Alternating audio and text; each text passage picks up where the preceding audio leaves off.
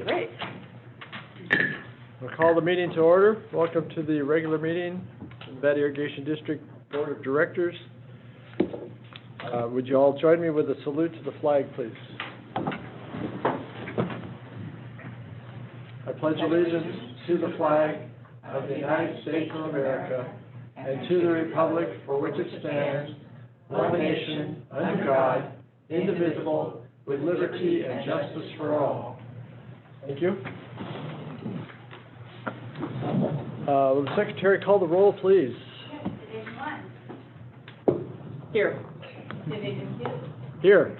Division 3. Here. Division 4. Here. Division 5. Here. Thank you very much. Okay, at this time, we'll take public comment on any items that are not on the agenda. If you would like to comment today, we'll be only on Zoom.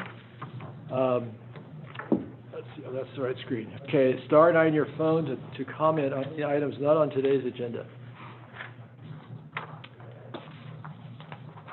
I'm not seeing any. And last time, if you'd like to comment today on items not on the agenda, star 9 your phone. Okay, seeing none, we'll move on to our first item of special order today to celebrate, to talk about our 100th anniversary of NID. And exciting times for us. I'm looking forward, like Ricky and I said, we're looking forward to the next 100 years. We won't be here. So, Speak for yourself. okay, I'll speak for me. I won't be here. I know that. Where I'm going. Okay, so with that, we will have a presentation of a video presentation by the staff. Greg. Sure. So, happy birthday, board and community. We're excited. The actual birthday, so we're happy belated birthday. It was August 15th was the official day. Staff has been preparing a number of things for this year. Number one, we've worked for roughly 5 years to put this book, NID's 100-year anniversary book, which you have on your table. You're the first to receive it, and it was printed and finalized, I want to say, about 30 days ago. So we're really excited for you to thumb through that and think about that. We have a distribution that we're giving out to members and VIPs of the community.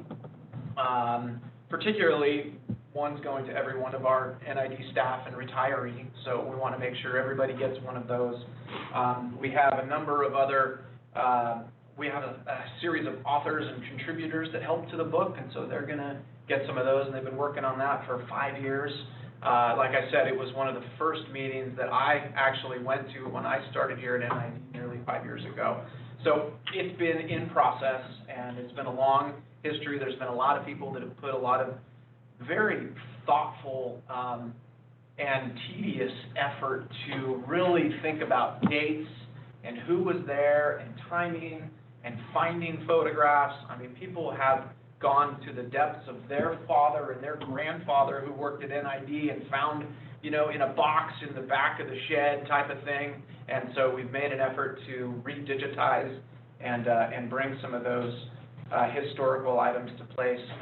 We've got a number of books that will go to local community leaders, the boards of supervisors, Placer, Nevada, Yuba, our service territory, local municipalities, the cities, our sister water agencies around. And so we've got a bit of a distribution that we're going to get to everybody, the Historical Society, the libraries.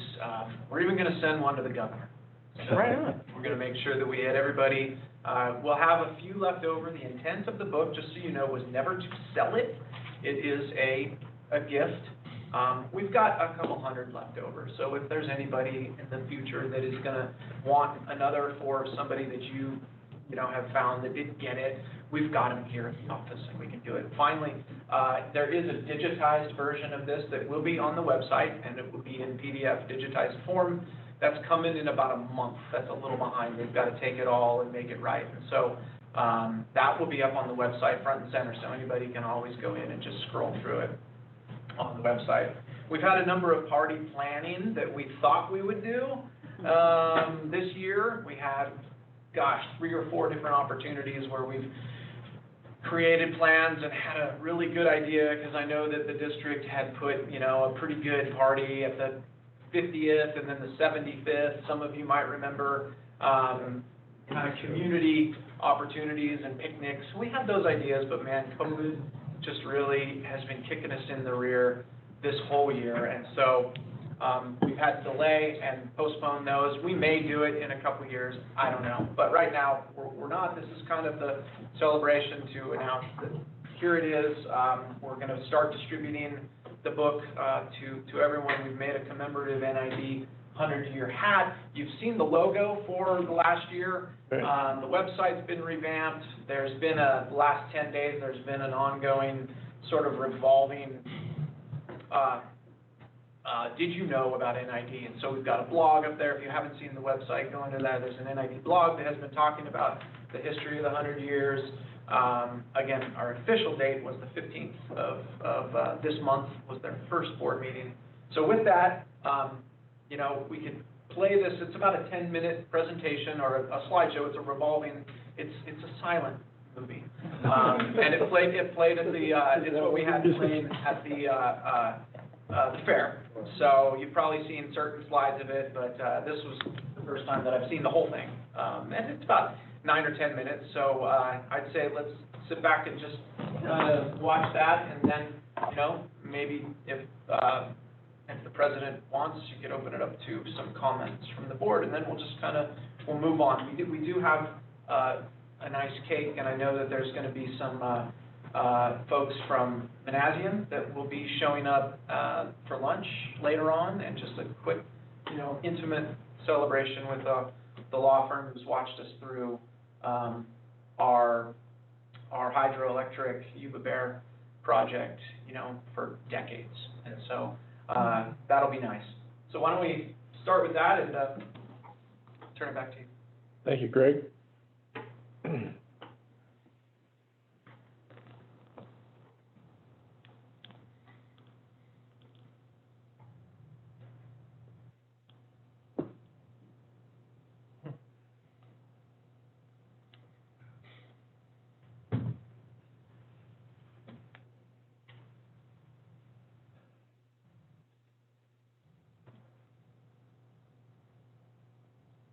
Get this up on the website as well.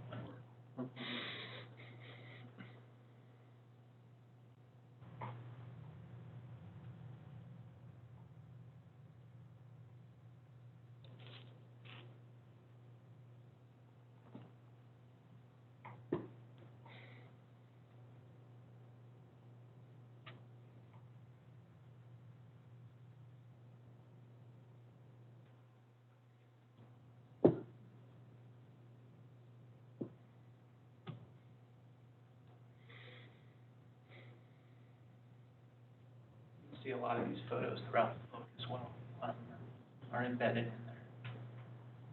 Doing a little rattle. Yeah.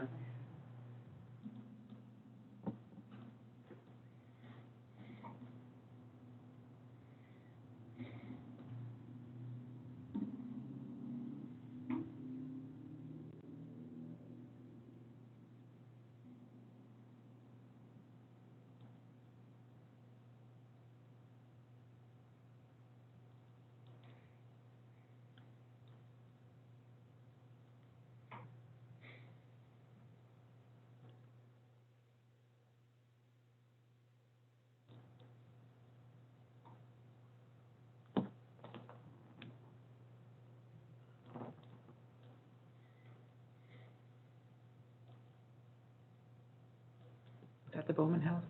Well, so, Hope we get to see that someday. What year was it? 26, I think. 25.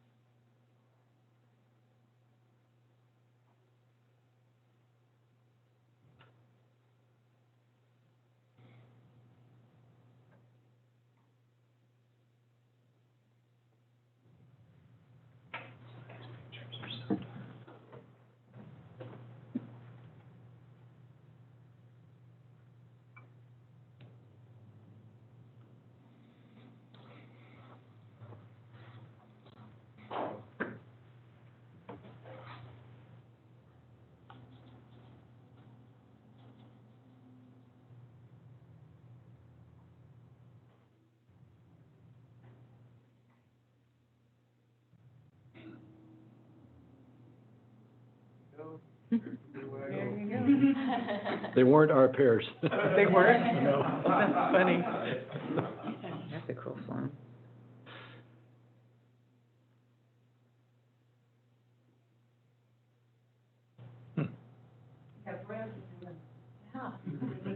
She kept her name, she didn't go by her husband's name. Huh.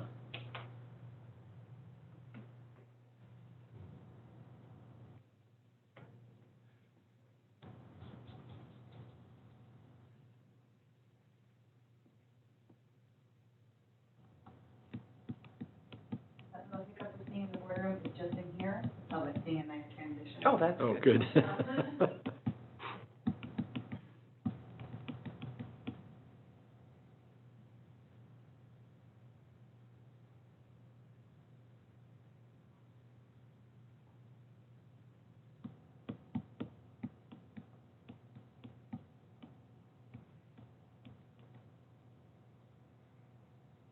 Back when we got snow. Beautiful snow scene.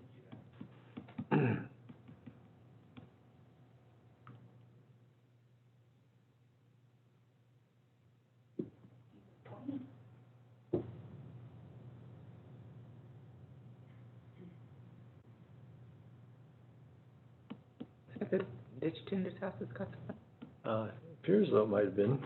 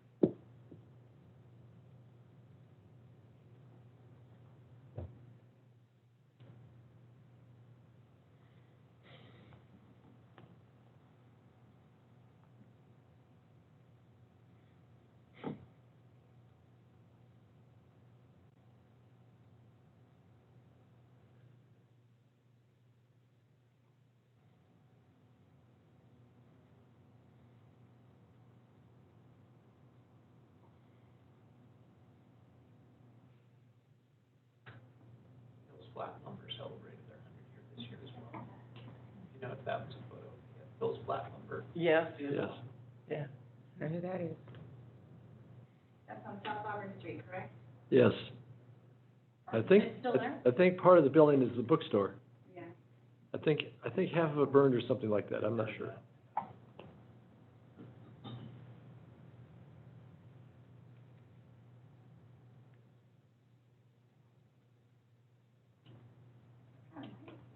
They're working with the white shirt.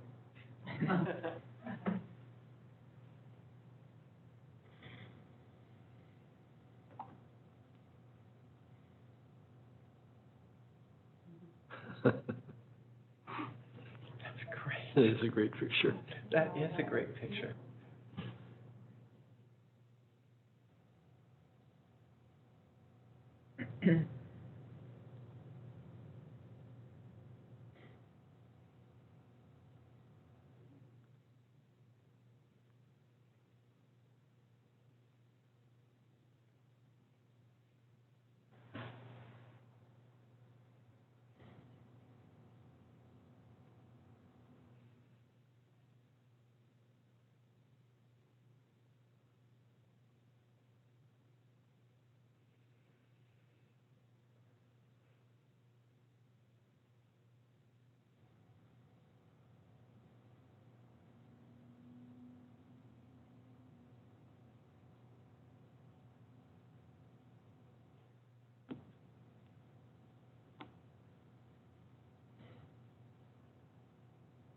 Jack Manassian's standing behind the gentleman that's signing. Which one is Jack Mananzi? In the very back? In the middle? He was in the middle. The tallest of the You guys are all tall. Okay. Which tall one?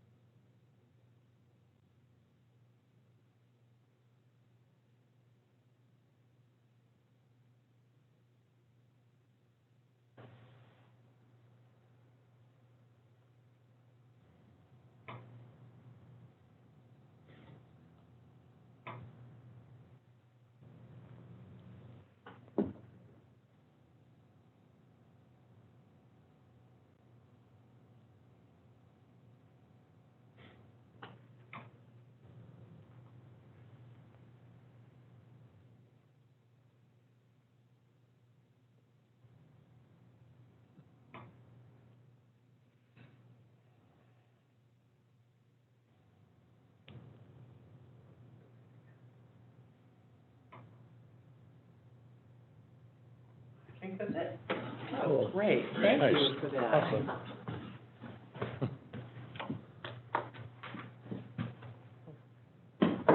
Kind of like a moment of silence for NID. Okay, So enjoy the book. okay, thank you, Greg. Yeah. So, board members like to make some comments about the celebration, about the anniversary? Yeah, I would. Okay? I would. Go Well, I guess in looking at those pictures, I was reflecting on the founders and their vision of bringing that water largely by hand and hard labor from the mountains down here. And how we stand here today really on their shoulders, and just how honored and pleased I am to be a part of NID and its next 100 years. You know, this was quite an undertaking our founders made, and all the folks worked so hard, and I'm honored to be here. So. Okay. Anybody else? Karen? I would just build on what Ricky said. What also strikes me, I do want to first acknowledge, this book is phenomenal. Yeah, it's a treasure. It is an absolute treasure, and I mean, it's a history book, and I can't imagine the level of effort, organizational effort that was required to put this together. So I thank everyone who worked on it, because I will be reading it forever and ever. But back to Ricky's point, what strikes me also, the vision and leadership of those gentlemen, and I think their wives, part of the history shows the role of the wives in that vision, the leadership that they showed, and the role that we as a board and a management team have today in creating that vision for the next 50 to 100 years. And as we pursue the plan for water, that's our charge. And I think that the importance of that is demonstrated in this history of that Nevada and Placer County wouldn't be what it is today without NID. And my last comment is just about the staff who work here today and have worked here, you know, as you look at the near past, so the retirees included, you are what made us, or you are what got us to the point we are today, and you are what will bring us into the future. And so I'm really excited to be part of a team that's going to create that vision and implement it for the future. Absolutely. Thank you. Thank Well you. said. Dr. Peters? And I totally concur. This book is just fantastic. I love history and I love the district, and that's what drew me to the district. When I was looking into running, I started reading about it and finding out how truly amazing our forefathers were, and how the forward thinking and being able to anticipate what was going to be needed in the future. And to the communities that did this, all these, the Chicago Park community and the Placer communities that dug the ditches and really came together to make it happen. And so I too am truly honored to be representing my division here in the district, and look forward to the planning and strategic vision to try and to help move the district into the next 100 years. All right. Director Johansson? Yeah, what struck me was the level of commitment that every one of them had, and the construction and the infrastructure that they built. We got a job ahead of us to live up to their legacy. Yeah. Indeed.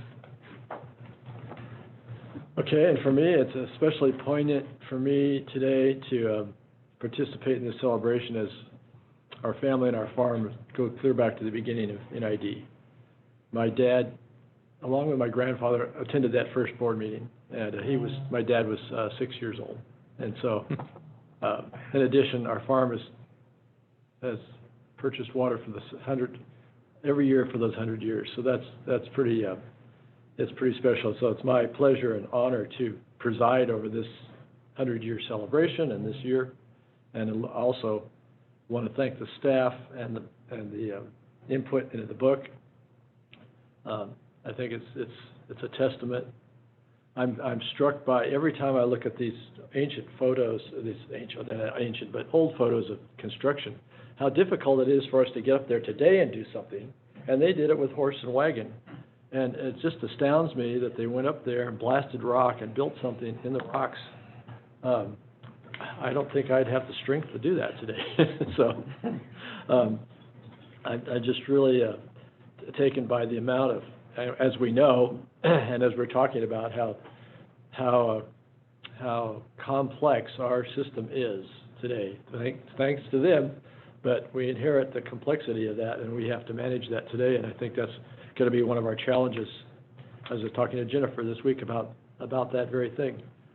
But I think we're beholden to the principles that started the district and to the community today to attack the next 100 years with an equal amount of vigor and encouragement for the future of water for us and for the state too.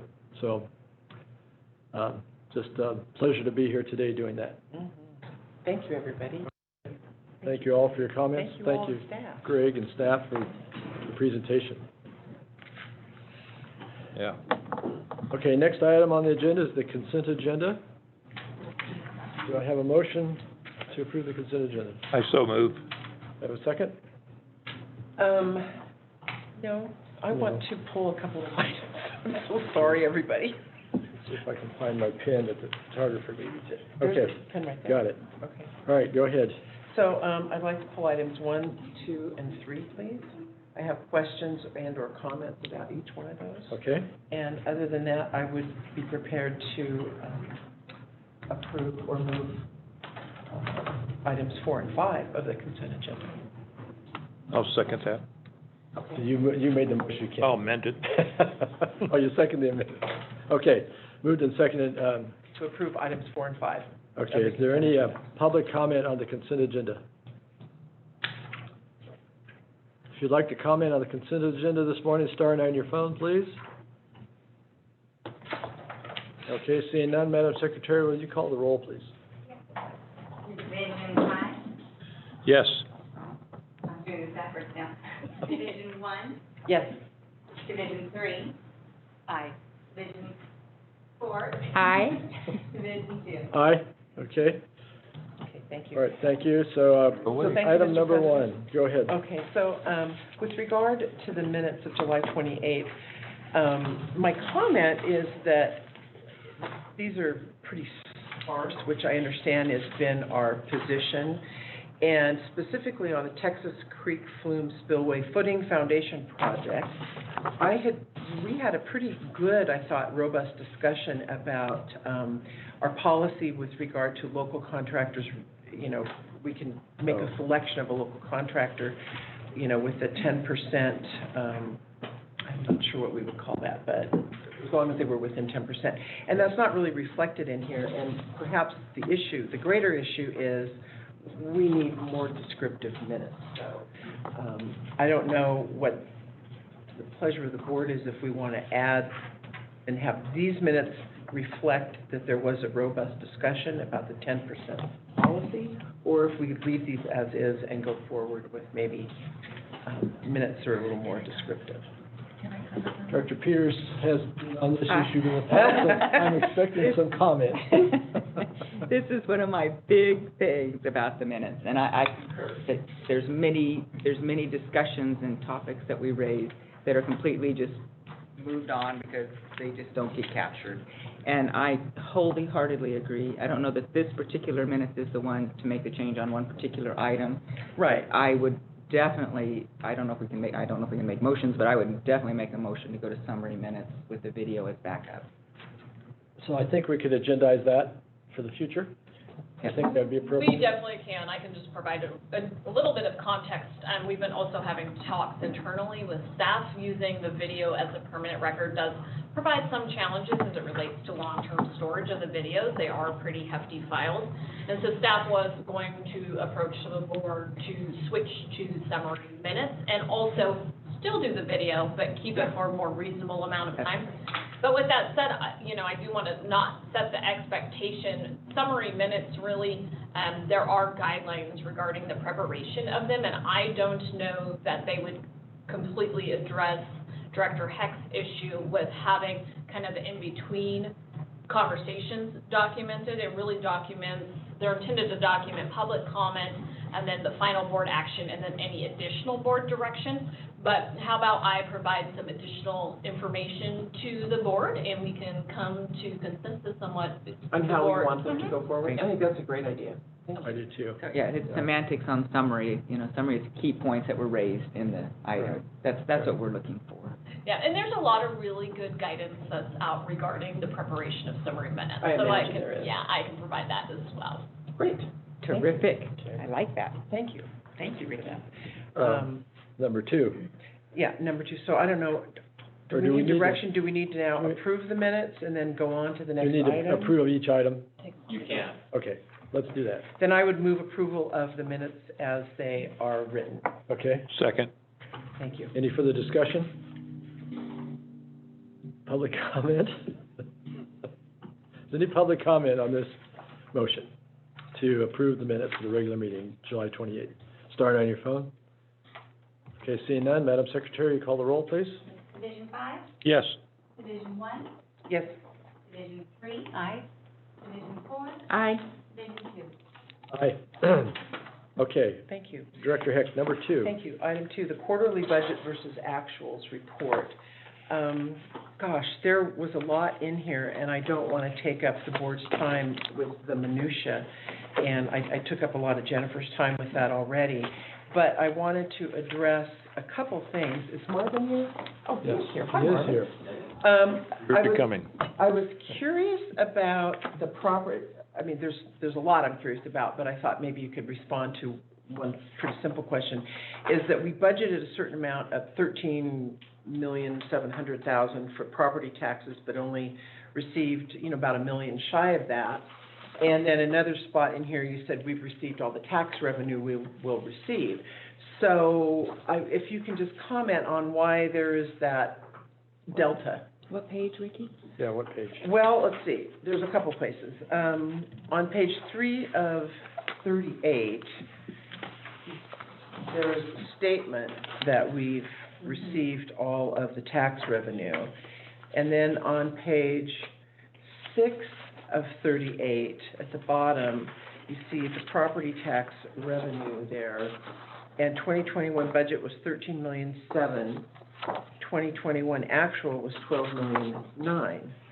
And the real estate market being as robust as it is and values going up, 25%, I would have expected those taxes to have been a little more robust. So if you can just comment on why that is. Sure. Good morning, Board. Good morning. Congratulations on the 100-year anniversary. Thank you. That is correct, Director Hack. Grateful that you're reading the analysis. But that word is, we received in July, in August, we have received an additional about $1 million. Oh, after this report was. After this report. There you go. But you are correct in the sense that the wording doesn't really, the wording should be, we receive approximately all of our receipts, not all of them. Oh, okay, yeah, It that's, does indicate that Yes. there's no more to be received. that's correct. That's how I read that, so, You read it correctly. okay. Thank you for that clarification. Then, I was noticing that we are, in our encumbrances, we are still have enormous amounts of encumbrances. And we did in June talk about unencumbering from the budget some of those contracts. One example is Centennial, but there are others that are not going to be used, so that we don't just keep carrying this load of encumbrances. And I'm wondering, when is that happening, or what you can tell us about that? We directed. Great, so, there's a couple of ways to handle it. One, we were planning on handling it through the mid-year budget adjustment, so that should be coming in a very near future meeting. And so we'll be unencumbering funds through that process, as Okay. well as staff does have some ability to unencumber funds for purchase orders when the purchase order is then closed out. So the closeout process should close out and unencumber the funds, which would then go back to the unassigned fund balance of that associated fund. Okay, Perfect. great, so that's in process Yes, then? yeah. Yeah, because I just didn't want us to lose track of that, and No. this brought it to my attention again. And then lastly, my one comment is on, again, on page 3 of 38, water consumption. district's treated water consumption is up 15.3% over the prior year. So, Chip, maybe this close to you, but does the prior years mean that the last 12 months? I'm trying to, because then we instituted conservation in whatever it was, April or May, and I'm a little, because this shows zero conservation and in fact an increase in usage, and I'm trying to figure out what's happening, or maybe the time periods are not aligned. Right. Page 3 of 38. At the bottom. Yeah, at the very bottom, Chip, it's under water consumption. I got it, thank you. Okay. So I can't comment on where Marvin is using the numbers for this particular document, but I can comment on our conservation numbers. And the conservation numbers that we provide in that slide that shows the comparison versus 2013, that is strictly treatment plant output. So it's not individual customer basis. So there could be many anomalies within those two readings that differ. So for instance, if we had drained a tank to clean it and all that, the treatment plant still would have registered that water usage and skews the numbers a bit. Overall, though, I would say that the beginning of this year, our usage was much higher. I was going to say, April showed that, right? It wasn't until recently that number started to turn the corner and we're now seeing conservation. That's In fact, up until June, our usage was, I think, 11% higher even at the Well, peak. I remember that, but then this sort of felt alarming, that this is 15%. It's like, whoa. Yeah. So, I just really wanted to highlight it and have this conversation. That's a great question, and I think maybe it's an opportunity for Marvin and I to get together and make sure that we're comparing apples to apples when we do these numbers. And this is probably not an appropriate report for this particular report out to be in, so we can go ahead and address that. This is really intended to be a financial report, so associated revenue would be appropriate, but I think the that revenue we're kind of off associated with on our timing, as we aren't exactly comparing apples to apples. Okay, thank you. Amen. And I think that was property taxes. Thank you for clarifying that. Now, Director Hack, if we will look at page 32 of 38. Yes, I'm looking at that right now. You can kind of get the idea of the big encumbrances that we're carrying. So if you look at page 32 of 38, you see the all-sincere tank encumbrance of about 4.2 million we're carrying at the top of the report. See that? The all-sincere. I see tank replacement at 6.7, and then I see combi phase 1 is. The encumbrance is 4.3. So you look at the fourth column. Oh, there we go, over here, yes. That's the big encumbrance there. Yeah. Jen is correct. The Centennial encumbrance is going to be coming down significantly. It's still at about $500,000. It's going to be coming down. And so you can just kind of scan it. You can see the big encumbrances we're kind of carrying. The Combi grant encumbrance, that might be coming up. Greg, it might be finished with that, with submitting that grant. I gotta look into the detail of that. That 800,000 might be able to come off. But if it's at the bottom of, CD 2135, the Combi grant reservoir, the mercury encumbrance for 781,000 is at the bottom of the page, 31 of 38. That 781 might be able to come up. I don't want to speak too quick, but I think that might be able to come Oh, the up. 791? Yeah, the 781,000, that might be able to come up. I wondered about that. Yeah, We gotta look at the contract and see where they are in terms of. We will address that project is done. Okay, Yeah. okay. Well, that's all I have So, on this. yeah. I don't know if anyone else has questions on this, but I have one question. Director Hull. I'm just building on Ricky's comment about the encumbrances. I think that, I think you applied this, the other issue is the rollovers. You know, right. the combination of our encumbrances and rollovers is $28 million under the grand total line on page 33, which, as I expressed to Jennifer, seems extraordinary. And I know that's a work in progress, so I just, Yeah, one of the changes that we'll be proposing to the board is how we do the budgets and present the budget. So I do think that currently the way that previous year appropriations or rolled over does cause some confusion related to the status of the beginning year fund balance. And so typically what you do is you have those essentially reaffirmed because you really are at this point only appropriating a year's budget at one time. So we'll be catching a lot of these issues through this next budget process. Yeah. Yeah, we've asked a lot of questions about those in the past at the budget. And it can be very confusing Right, yeah. when you're dealing with projected year-end fund balances and projections on completion of work for capital improvement projects in particular.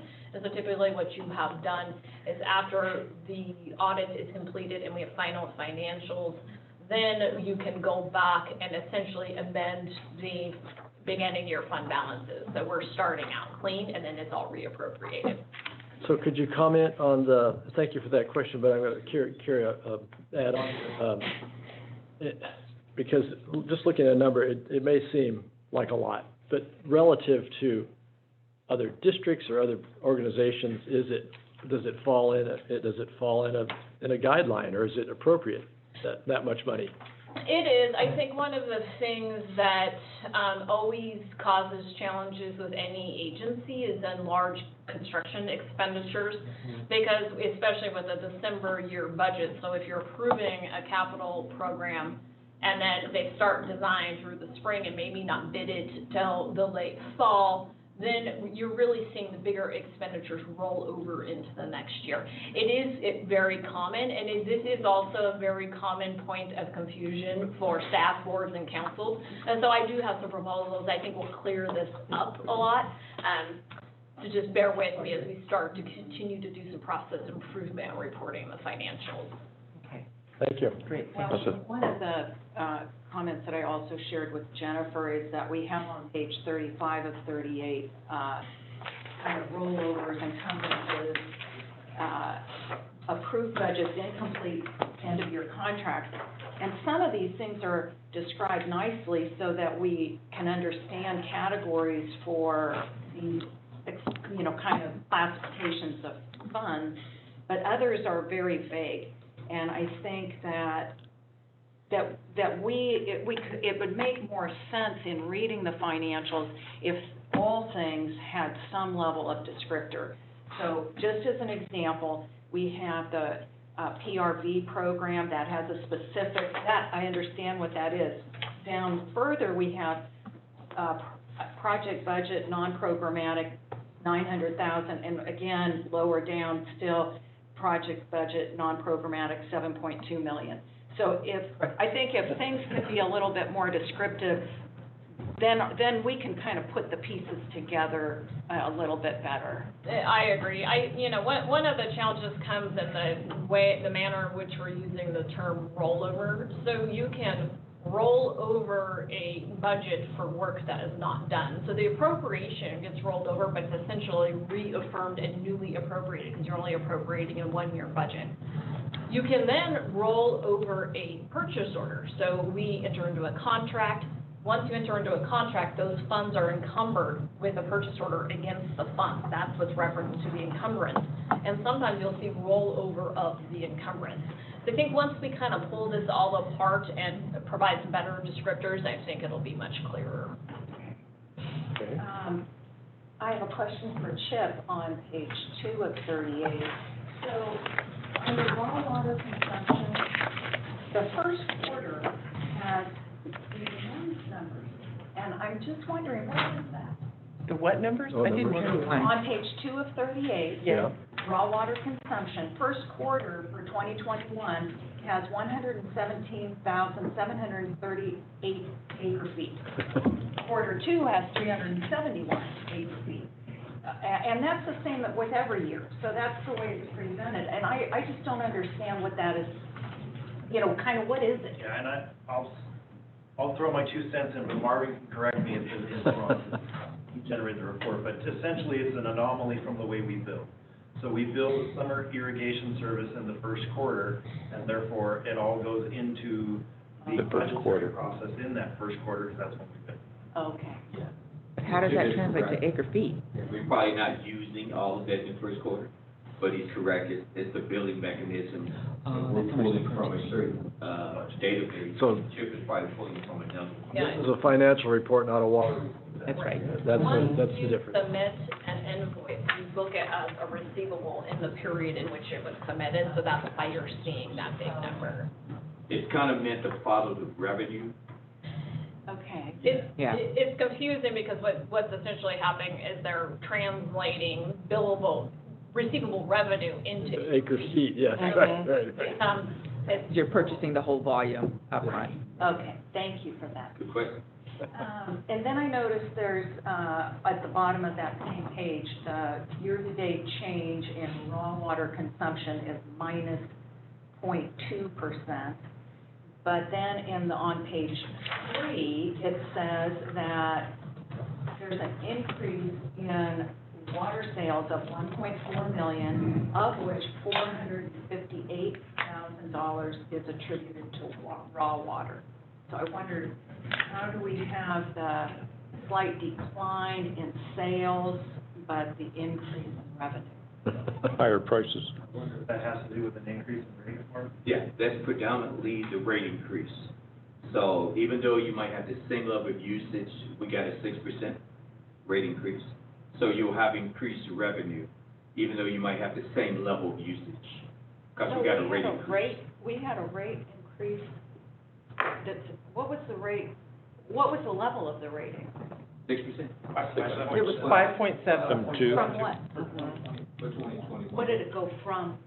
It went from, We had a 3-year 5.72. We had a 3-year. yeah. And so it went to 6% a year. So like if it was $500, you know, it went to $106. So we did get an increase in rates, revenue, even though the usage is the same, the money is gonna go up. So we got it, so we got an increase. And those are compounded increases, right? Oh, yes. Yeah. Year over year. So. And we'll see, once we went to a mandatory 20%, that also called for a rate increase. The drought rate. Correct. Drought rate, yes. Drought rate. Yeah, and that will be a supplemental bill after irrigation season is done, so that will show up as a fourth quarter revenue gain. have we done a projection on how that 20% is lining up with decreased water consumption, so that we have a sense of kind of, are we going to end up year end? If, let's say, we continue at that 35% reduction in volume, but with the 20% rate increase, do we end up fiscally whole? Do we end up in a more profitable position? Have we done that analysis? No, We have, it's in the rate study. yeah. The rate study that was approved by the board, when we did the drought rates, it does the math in terms of if you lose a certain amount of volume, and then the rates go up a certain amount, the revenue will stay neutral. So it's in the rate study, the last rate study that was approved, it's in there.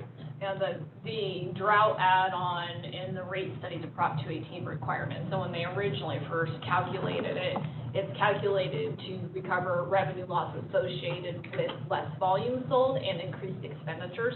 What we haven't done, the projections were done to set the rate. We haven't done the projections for this year specifically, so we can go ahead and do that. I think that would be good, because we really want to end up revenue neutral, not and it's going to be within plus minus something, but we don't not want to grossly over-collect. No. And so I think doing an actual forecast would be very helpful before we actually send out the bills. We can do that. Yeah, thank you. And keep in mind, the likelihood of us grossly over-collecting are, I think, fairly slim, based on the fact that we purchased nearly $1 million of PG&E water, which is not in the drought Yeah. rate fund. So there's quite a bit of buffer in there, but I totally hear you. And, Yep. Yeah, we have to, I believe, at this point, stick with the 218 rates regardless of what it comes out. I'm correct? You can always go lower, you can't go higher. So Yes. per Prop 218, you can lower rates just by board action, but you can't go higher without going to Prop 218. Yeah, and I just think the due diligence is important to the public. I mean, they just want to know, how did it end up? And we can communicate that, and you will too. Yeah, and it's also a good idea from the perspective that sooner or later, we're going to head back into a Prop 218 process. Right. So it's good to reaffirm our. Yes, absolutely. Director Johansson? Yeah, due to COVID, we had a number of people who could not pay their bills or wouldn't. We have applied to the state for relief on that? Yeah, we have a COVID grant, but again, I don't think the grant covers lack of revenue. So the state has come up with a new program within the last, I want to say 3 weeks, where they're going to reimburse water agencies for any delinquent payments that have not been collected due to COVID. We're in a little bit of a unique situation in that we took those accounts that were delinquent from last year and put them on the tax roll. So we're essentially fairly whole for 2020, but we are asking the state, can we now apply those funds since January to current? Because we're still in that same boat where we have delinquent accounts that started delinquency in January and haven't paid to today. So we're participating, we're filling out the survey, and they're in the process of determining eligibility still, so we should hear more in the near future. And it's around, what, 600 and some thousand? That was 2020, yeah.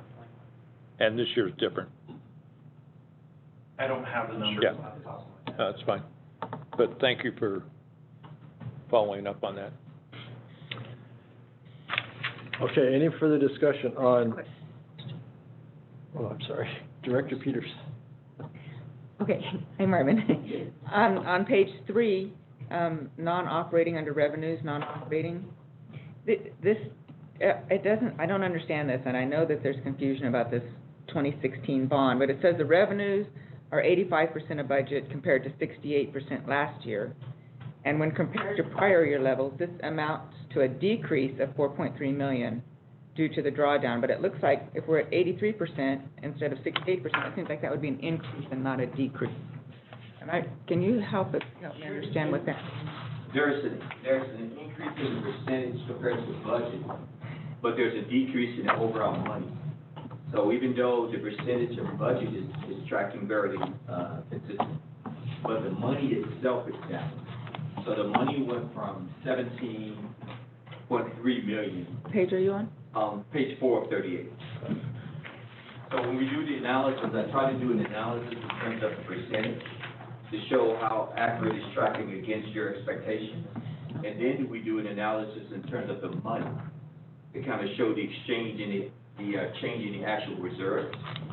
So the money itself went from 17.3 to 13. So when you look at the right side of your report on the 2020 actual, and you look at that 17.397, the actual On page 4, on page 438. So on page 438. Yep, okay, non-operating revenue total, okay. Non-operating, exactly. Mm-hmm. What we received at this point was about 17.3 million. This is on the right side of the report, so underneath the 2020 column. That was last year, okay. Yes, and now if you compare that 17.3 with this year of 13.1, you can see the $4 million less money that we've received. Yeah. And the reason why is at this point we drew down the 2016 bond. So it wasn't in the budget, the budget was reduced. Well, it was in the budget, excuse me, the budget for 2021 doesn't have it. Yeah, there we go. Yeah. There we go. Yeah. Okay. Maybe I can provide a little background on bonds. So when you do a bond issuance, this money is essentially not formal district money unless it is used per the bond issuance documents. So when you issue the bonds and you receive proceeds back, you keep them in a separate fiscal agent account. When you're going to expend the bonds, you transfer them over into a capital project account as revenue, but there'd be offsetting expenditures. So you would see that high revenue bump, but it's a little bit, it's not real revenue, right? It's for specific. You can't use it for whatever you want. You can only utilize it for the projects that were originally included in the engineer's report that was approved as part of the bond document issuance. Thank you. All right. Okay, any further discussion on item number 2, the consent agenda? Is there any public comment on this item that's been discussed? If you'd like to comment, star 9 on your phone. Any member of the public like to comment? Okay, Madam Secretary, would you call the roll, please? We need a motion. Oh, yes, I'll we do. move that Sorry. we approve and move forward I'll second. the quarterly report. Do I have a second? I'll second. Okay, moved and seconded. Now, Madam Secretary, would you call the roll? Division 5, Yes. Division 1, Yes. Division 3, Division 4, Aye. and Division 2. Aye. Okay, Thank you. Director Heck, item number 3. And you know what, my apologies to my fellow board members here. I had circled that, but I don't have any questions on this one, so Okay, if there's other questions. any other On questions? the quarterly investment, On the quarterly investment. I just found it all confusing, so Yeah. I just decided to not ask questions. I Is found there any it. public comment on item number 3? I I'm sorry. I do have Director Holt. just an observation. So our, on page 1, Marvin's narrative memo, we identify that year-to-date interest earnings, dropped $530,000 year-to-date. And I just point out that this is part of a flaw of the way we allocate overhead, because that revenue, as I understand it, that comes from interest income, comes from hydro bonds, but is attributed to the water's budget to offset overhead. So, which water is paying 100% of for the district. So I just point out that this is the flaw with this methodology, that when you have that kind of fluctuation with your interest income, it's a problem. Right, so typically what you would see with pooled cash investment is that the investment revenue is proportionally distributed amongst the funds based off of their proportional amount of the pooled cash. From the standpoint that hydropower revenue doesn't have a significant amount of legal restrictions regarding it, such as water rate revenue, even some of the recreation revenue could be a little bit dicey. You could do it that way, but I wouldn't recommend that we continue to do it that way because it just doesn't give you a clear understanding of the health of the hydro fund itself. Because you can always make a decision as a board to transfer any money you want on an annual basis. Right. So that is one of our goals, is to separate out the investment revenue based off of the fund's contribution to the cash pool. Right. And I hope a corresponding relook at how we're allocating district-wide overhead. Definitely. So one of the things that we're working on at the staff level is doing an actual cost allocation study. Currently, overhead costs are being allocated to the water fund, and then recreation and hydro are essentially covering their overhead costs through kind of these transfers. And the issue with doing it in that method is that you don't have a true understanding of what any of the fund balances are. And so typically what you'll see an agency do is open what's referred to as internal services fund. And that internal services fund is where kind of all of those overhead expenses lie. So for example, myself, Greg, and building, all of our associated expenses will be in the internal services fund. And then you develop a cost allocation calculation that is typically based off of staff, revenue, transactions, that then they pay based off of calculation, whatever their determined fair share portion is of the overhead expenses. And then on an annual basis, each fund has a monthly accrual that pays their estimated amount. You do a true up in kind of that period 13, and then your revenues going into the internal services fund should be drawn down to 0 each year if you're doing it properly. So we are going to be moving forward with that methodology. I think it'll give the board a higher comfort level on overhead expenditures as well as each fund's proportional share. Thank you, Jennifer, I really appreciate Yeah, it. thank you very much. That's good. Yes. Okay, any further discussion on item 3, right? We're still on item 3. Do I have a motion to? Public comment? Thank you. Is there any public comment on item number 3 of the consent agenda as discussed? star 9 your phone. Okay, if not, I'll entertain a motion to approve item 3. I'll move that we received and we file the quarterly investment reserves and short-term forecast report for the period ending June 30th, 2021. Second. Okay, moved and seconded. Madam Secretary, call the roll, please. Division 5, Yes. Division 1, Yes. Division 3, aye. Division 4, Aye. Division 2. Aye. Thank you. Thank you, Mark. Thank you, Marvin. Thank you. Okay. Next is general orders, item number 6, river fire update. I believe that Greg has this one.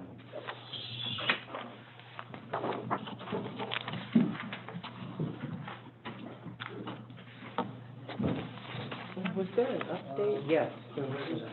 This is an update. Yes, please. Good morning, board, staff, and public.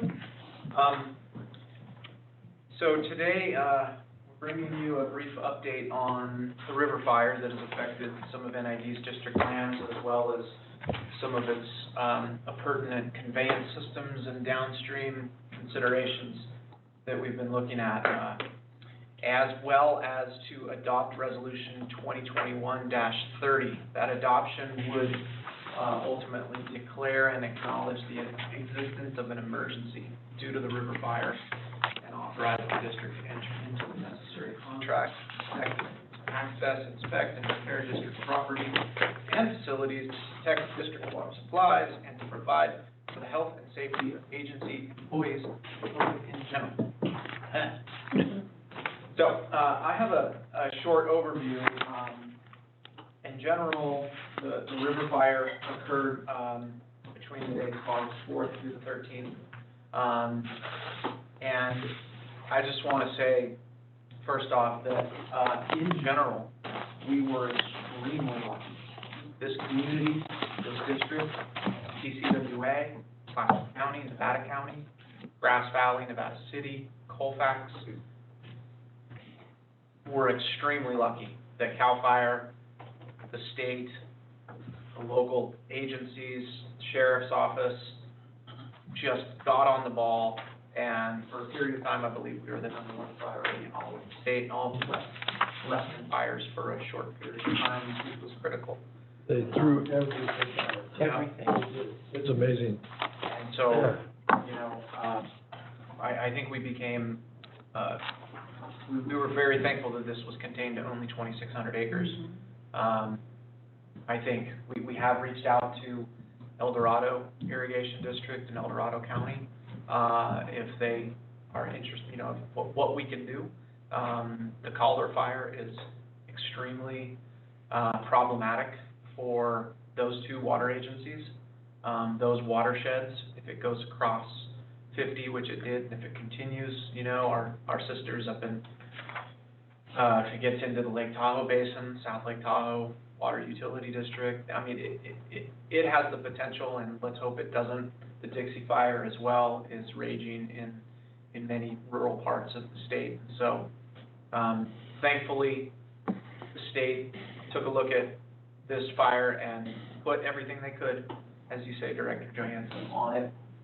And we were very thankful. So just wanted to talk about a little about some of the effects that we're monitoring right now and trying to assess. We couldn't get into the fire for about a week and a half afterwards, particularly on the northern part of the fire, up in the Chicago Park area, to inspect the one canal that was affected. There was a smoldering Connex box that had some pretty bad gases and fumes coming off it that no one really knew what it was. So the sheriff's office and they kept us out for quite a while, as well as all the residents, until that thing burned down. But we were able to take a look at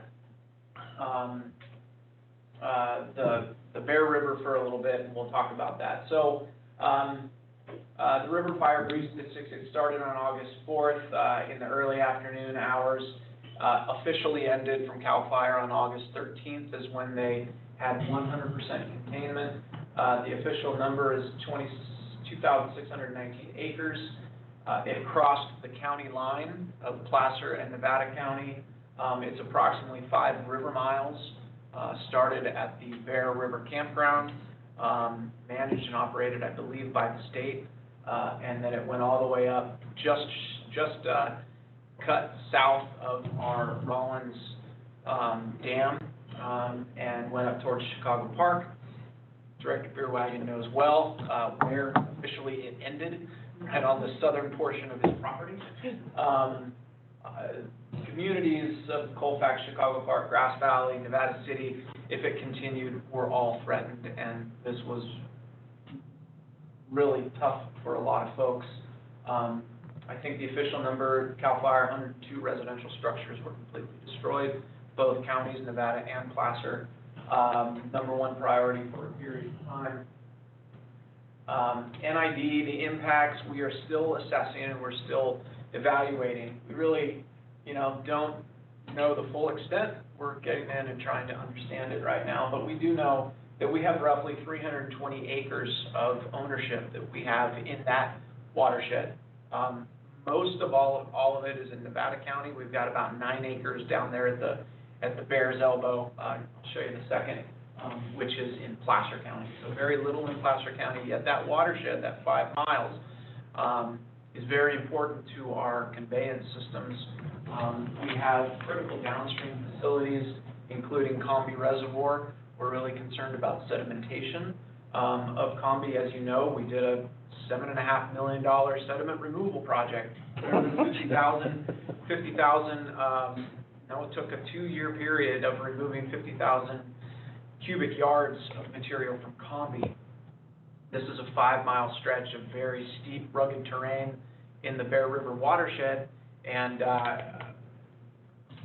looking back at other fires that have happened in watersheds, particularly up at the, is it the King 2014, that affected Placer County Water Agency. There's a lot of knowledge to be gained, and PCWA is very, coming, and we've been working with them and talking with them about how to best, what are the best practices. Our staff has been talking to foresters, personnel, private contractors, agency who have had experience in this, and we're working on a plan to best create mitigation efforts, emergency mitigation efforts for the area. We have 2 treatment plants below in our conveyance, both Lake of the Pines and the North Auburn, where the conveyance of both the water going down the Bear River as well as the Bear River Canal, which is owned by PG&E. NID has water that flows through there, and so this fire affected both of those, what we're calling infrastructure of our water systems, and they're very important. Bear River Canal, treated and raw water customers, and of course in the South Nevada and all of Placer County, irrigation water customers or raw water customers get their water through this conveyance system. So any increased sedimentation or issues that might happen could affect long-term operations and maintenance of our facilities. We don't know. We have Combi Lake as sort of a nice settling pond for sedimentation, but that brings its own suite of problems for the district over the long term, as well as through the King Fire years ago. We are concerned about large woody debris falling down into the river and collecting and log jams. Keegan and his team in Hydro have expressed concerns of if we get some log jams on the Combi River, on the Combi Dam spillway, that could cause issues and problems. So we need to mitigate against that. We need to work on that. I'm not sure really what the extent is, but we need to be mindful of that and make sure that sedimentation, large woody debris is encased. Was the Bear River Canal back in operation? Was it ever out of operation? The Bear River Canal, Chip? Yeah, so they shut it down for a window of about 6 hours, Okay. Really just to remove debris and free up the trash track, along with another side issue. Yes. Yeah, it was only about a 6-hour outage, we're very. Okay. The PG&E, I went to a PCWA board meeting last week. I think so. And they at PG&E gave a presentation on their activities on the Bear River Canal. They've assessed, they have a number of trees that came down and fell across it. They've cleaned all that up. They're in the process of doing upriver or up canal program work, and so they're looking at LiDAR. Anyway, I can get to that here in a little bit. On the northern section of the burn, we have about 1 mile of the John Henry Meyer, John Henry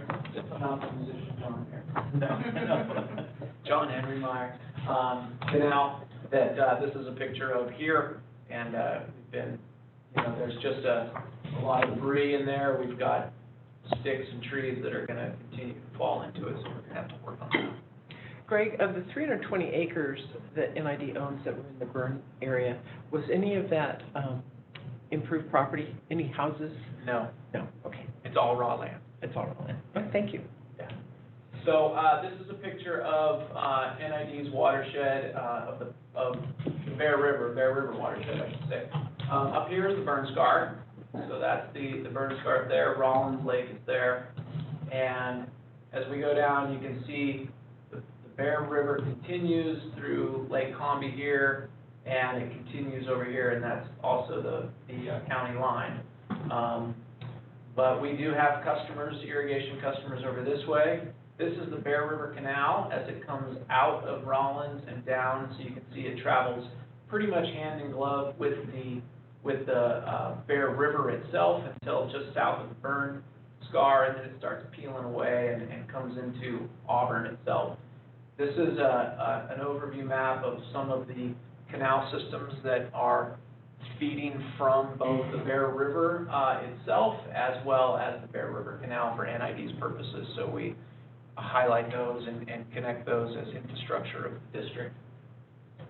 Clearly there's Lake of the Pines right there, and the North Auburn treatment plant is somewhere around there as well. Over here on the right is a picture of NID property in the burn scar. It's the burn scar here. So this is close up of that zone. And blue is NID property. That's roughly the Bear's elbow right there. The old Hanson mine pit that NID purchased years ago, and so we own this in blue. We own those two sections right there, and that section right there. All told, that's about 320 acres of NID property within the area. This map is really difficult to see, or maybe it's the next one I have. So out of the 2,600 acres burned, the rest is a mixture of public and private. This is extremely difficult to see on this map, but in general, this is a LiDAR image of the burn area. There's a very light line, but you can kind of make it out. There's Rollins Reservoir. So the bright red is sections that are greater than 35, I think, or 40% slopes. Oh, gosh. And we've got it overlaid with NID property. So NID property actually covers quite a bit of the 40-degree slope areas. Our staff currently is assessing, although we have 320 acres out there, not all 320 acres are at greater than 30% slope. In our current review of being on the ground in the last week, as well as assessing it from the air and via LiDAR, we have a little over 100, so about a third of those acres are at 30% or greater, and they're right about 200-foot buffer of the river. So these are an area where we're starting to think the priority level lies for us on our properties is roughly a 200-foot buffer of work to be done, which out there is forested lands. So there's roughly 500 trees per acre. They could range from 4 inches to 45-inch diameters. So we need to get on the ground and really do an assessment of the total trees and the total work that needs to be done. That work is being assessed as we speak right now. So Greg, a question. You see different characters of fires where, the trees are obliterated, and then you see others where you see standing trees still. Do you have a sense of what our situation is? I don't have a good indication of the total percentage of trees that we know would be out there. We still gotta walk quite a bit of it and see, but that would be part of the scoping that we would do. Is if we've got, there's gonna be an opportunity, I think, for if there's trees that haven't crowned out, just completely been charred, we don't wanna disturb those trees and remove those, because those are gonna help to be stabilizations within the soil. But that fire burned pretty hot and burned pretty fast through there. Most fires, I think, have a scar that CAL FIRE determines that go for days, right? And they monitor it by days. I saw a map at Placer OES last week, and it was that same map of different colors, but it was by the hour, right? And so it just burned so fast and so hot but so quick that I don't really have a great sense of what that is yet. Okay.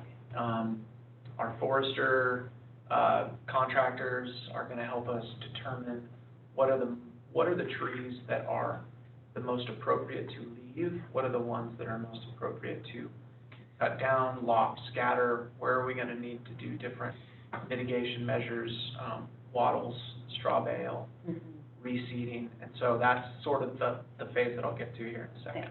Yeah. Here you can't see as well, but there's a big strip down here that starts at where the fire started, right down here at the Bear River Campground.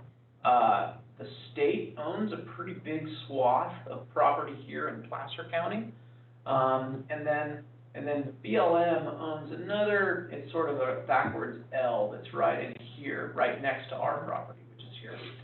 So we'll be reaching out to the state and BLM to see what their plans are in helping to mitigate those really steep areas. And this is kind of a phased approach. We are pretty certain this is going to be a multi-year restoration effort on all the properties that are out there. Again, we don't know exactly how it's going to work. We're assessing, but we do have good partners on both sides of the canyon and both sides of the river that we're actively engaging in, and I'll touch on that in a second. Here's just some pictures of the area. This is out near Taylor Crossing at the Bear River. You can see there's our sign. This is right on Taylor Road, and it's pretty charred there. When I was out there the other day, I didn't see any green on any of the pine trees. This is looking kind of upriver from that area. The river's right down here. This is the Placer County side. The Bear River Canal is about right there. So that's pretty charred all the way through there. Kind of difficult. There's the Bear River. We're charred all the way, both sides of it. Here's a road in our area, and you can see it's just pretty well taken care of. Now we're up at the John Henry Canal up in Chicago Park. We've already got, we're going to be worried about a series of culverts and their sedimentation problems when we get some heavy storms and some rains. So we're going to have to assess all that. There's some trees right next to canals that are completely charred, and again, we've got to assess what the issues are there. We're going to have to take them out, leave them. That's going to be a call by our maintenance and operations crews as well. This is a car parked pretty much on a berm, it looks like, and leaked something into a dried up canal. So, again, this is the end of a pretty remote canal, right, Chip? Yeah, so this particular canal still remains offline. We obviously have to reestablish access, berm, and get the waterway cleaned up. We did review how many in-home customers we have along this section, and unfortunately, there was only 2, and they both lost their houses. So it's not as critical for us to get this flowing right away, but we are throwing crews at it as we speak. But it's going to be a while before we can wet this section up. It's only about 7 customers that we're talking about. Hey, Greg, I haven't heard, what was the suspected cause of the fire? I haven't heard that. Does anybody? I know it started, I've I heard. believe it was in the campground itself. but I don't know the final determination. It was originally thought to be homeless people. Can't.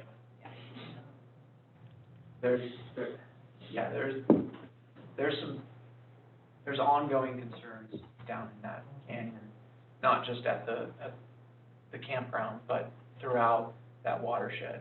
And I think this highlights some of the issues that can happen right away. Because just downstream, Director Heck, you had mentioned some of the homes. There's just over a ridge, there's communities, and it gets towards Lake of the Pines pretty quick. Right, I know. Pretty quick, yeah. Just another, here's a box, in some of the assessments, I think we've, Chip says there's about 7 or so customers. Some of these boxes are gonna have to be replaced and repaired. They've come away clearly and burned up, so we're gonna have to work on that. Here's some trees that, they're fallen over, so this is just one section. There's a couple trees that we're gonna have to worry about, in the future, and then just a lot of debris that may have to be taken care of. Greg, was this canal wetted before the fire? There was water flowing in it before the fire? So, as an overall sort of thought, and again, we're still in this assessment phase, although, maintenance staff is up taking a look at it. Mesa and her crew are up taking a look at it. We've got foresters taking a look at what we need to do. We're bringing in some, tree and harvesting crews, although right now, a lot of them are on other fires, and so we have a limited pool to work from that are licensed timber operators and crews that can go out and do this work for us. But we're doing an assessment, we're getting some maps put together. Dean and his crew downstairs are doing good. We're working with both Nevada and Placer County GIS groups they've got LiDAR in the past, we've got some LiDAR.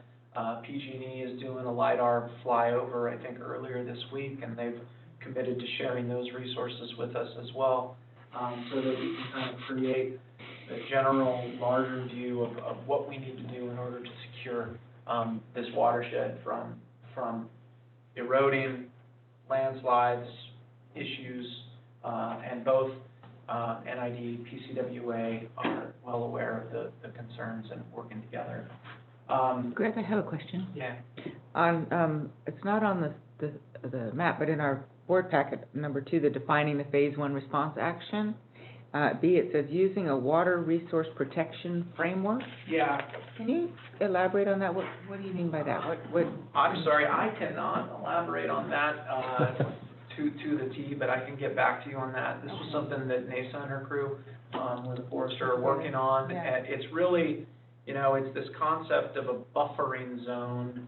When you immediately attack, a response to a fire in a watershed, there's a buffer area that we need to be thinking about, in terms of its immediacy towards the tributaries, the river itself, any district infrastructure, any utility lines, and so those are the primary areas that we're going to be trying to work in between now and this next rain. So that's where we say a watershed protection framework is just how do we best, with limited time and money and capability, do the most that we can in a short amount of time frame, for the most benefit to the watershed. So particulars of that, though, I can get more information, like what it is, if it's a, qualified, just a term that we might have thrown together. I was thinking there's, you go to the dump and there's all these piles of mulch, all the green waste mulch. Yeah. To spread the mulch on, because the ash in those areas is to try and stabilize near the waterways or something. Well, a good source of mulch is mastication of the trees that are there. And so that's also another opportunity to utilize the woody material that's on site as opposed to trucking somewhere else. Because that's what, we do have that opportunity to get a lot of this area. Thankfully, a lot of our lands have roadways pretty close. I mean, the old 2 tracks and old roads. So we can get to some pretty remote areas with mastication material and equipment. And so I think that's gonna be part of the concept. Yeah, because I'm interested in that, Yeah, I'll definitely, you'll be updated as we move forward on this, but, Thanks. so we're quantifying, here's the 200-foot buffer thing that I was talking about. That's sort of that framework that we're building on. The emergency measures for erosion control, you know, we're looking at lopping and scattering, chipping, bales of hay, native grass seed, I think is gonna be a big one, strong mulching, but that takes time to, it's gonna take a year to take root and be able to hold. So, we are working with our regional partners, I mentioned both counties, OES, Placer County Water Agency. We've been on site with FEMA, Cal OES as well. I was on a webinar with FEMA regarding their opportunities for funding, you know, and reimbursement in the long run. So we're doing kind of this multi-jurisdictional collaboration, and that's what it's gonna take. We're across 2 county lines. Both counties are committed to this, and we're working with them, at Environmental Office of Environmental Health as well. And then just long-term cleanup activities, what are we gonna do? This is gonna be a 3 to 5 year project, I think. It's gonna be something that we're gonna have to put, you know, some budget to over the period of time. But then, you know, I wanted to make sure that we highlight opportunities for local NGOs, local businesses. Talked about that, before.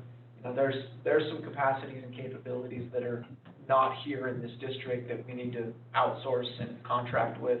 NGOs are a great opportunity, so are local businesses. And that is, it. I had a different picture, a good picture this morning of Rollins Powerhouse, and you can really see the flames. So it's pretty scary how close it actually got to Rollins Powerhouse. Right. And how close one of our dedicated employees was to actually shutting the powerhouse down while the flames were lapping at its edge. And luckily, he got out and the flames took off going north. So anyway, kudos to our staff when it was going on. Monica and her rec crew just evacuated those rec sites along Rollins before it was an evacuation area. So that took a great effort by her staff and her camp post to get, you know, those people that were camping on a Tuesday afternoon out of those areas and fast. So that was great. Staff and shutting our systems down. So more to come. The resolution speaks of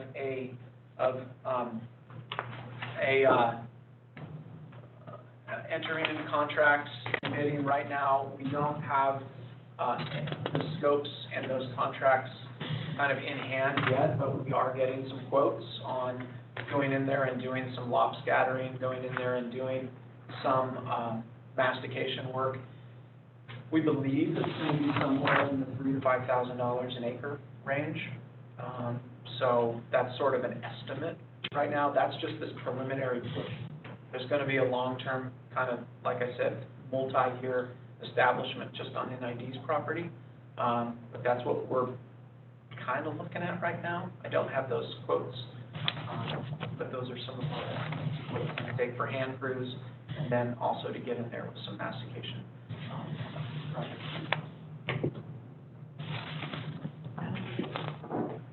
And we gotta get a lot of this done before November. Yep. So my time frame is pretty short. Right. So does this resolution cover the ability to do that? Yes. It does. So what it essentially asks for is for consideration of approval of some emergency purchasing authorization that would then be subsequently brought back to the board at the next available board meeting for formal ratification. And what this will allow us to do is to solicit quotes, enter into a contract immediately, and then start the work to be started. And then it won't even be finished by the time we come to you to request formal ratification. There's 2 concerns. One is the rain, which the areas that are damaged by the fires, they're highly susceptible to erosion issues as well as the debris issues. And there's also another challenge, there's a lot of fires going on. So there is somewhat of a shortage of the type of labor that we could use to come in and do this work. So we definitely want to get somebody under contract as soon as possible. Good now. Yep. And how about our staff? Capable of handling this in a hurry? Well, I think we've got staff in the maintenance department capable of handling some of the work on the canal considerations. I'm really overall overarching project. Some of the It's not, but free work we would contract. Okay. Project management you're talking about? management, overhead, all that, because it's a Yes, we have that. a new thing dropped in our lap, right? You know, I mean, in general, this isn't, I'd probably be managing a lot of it.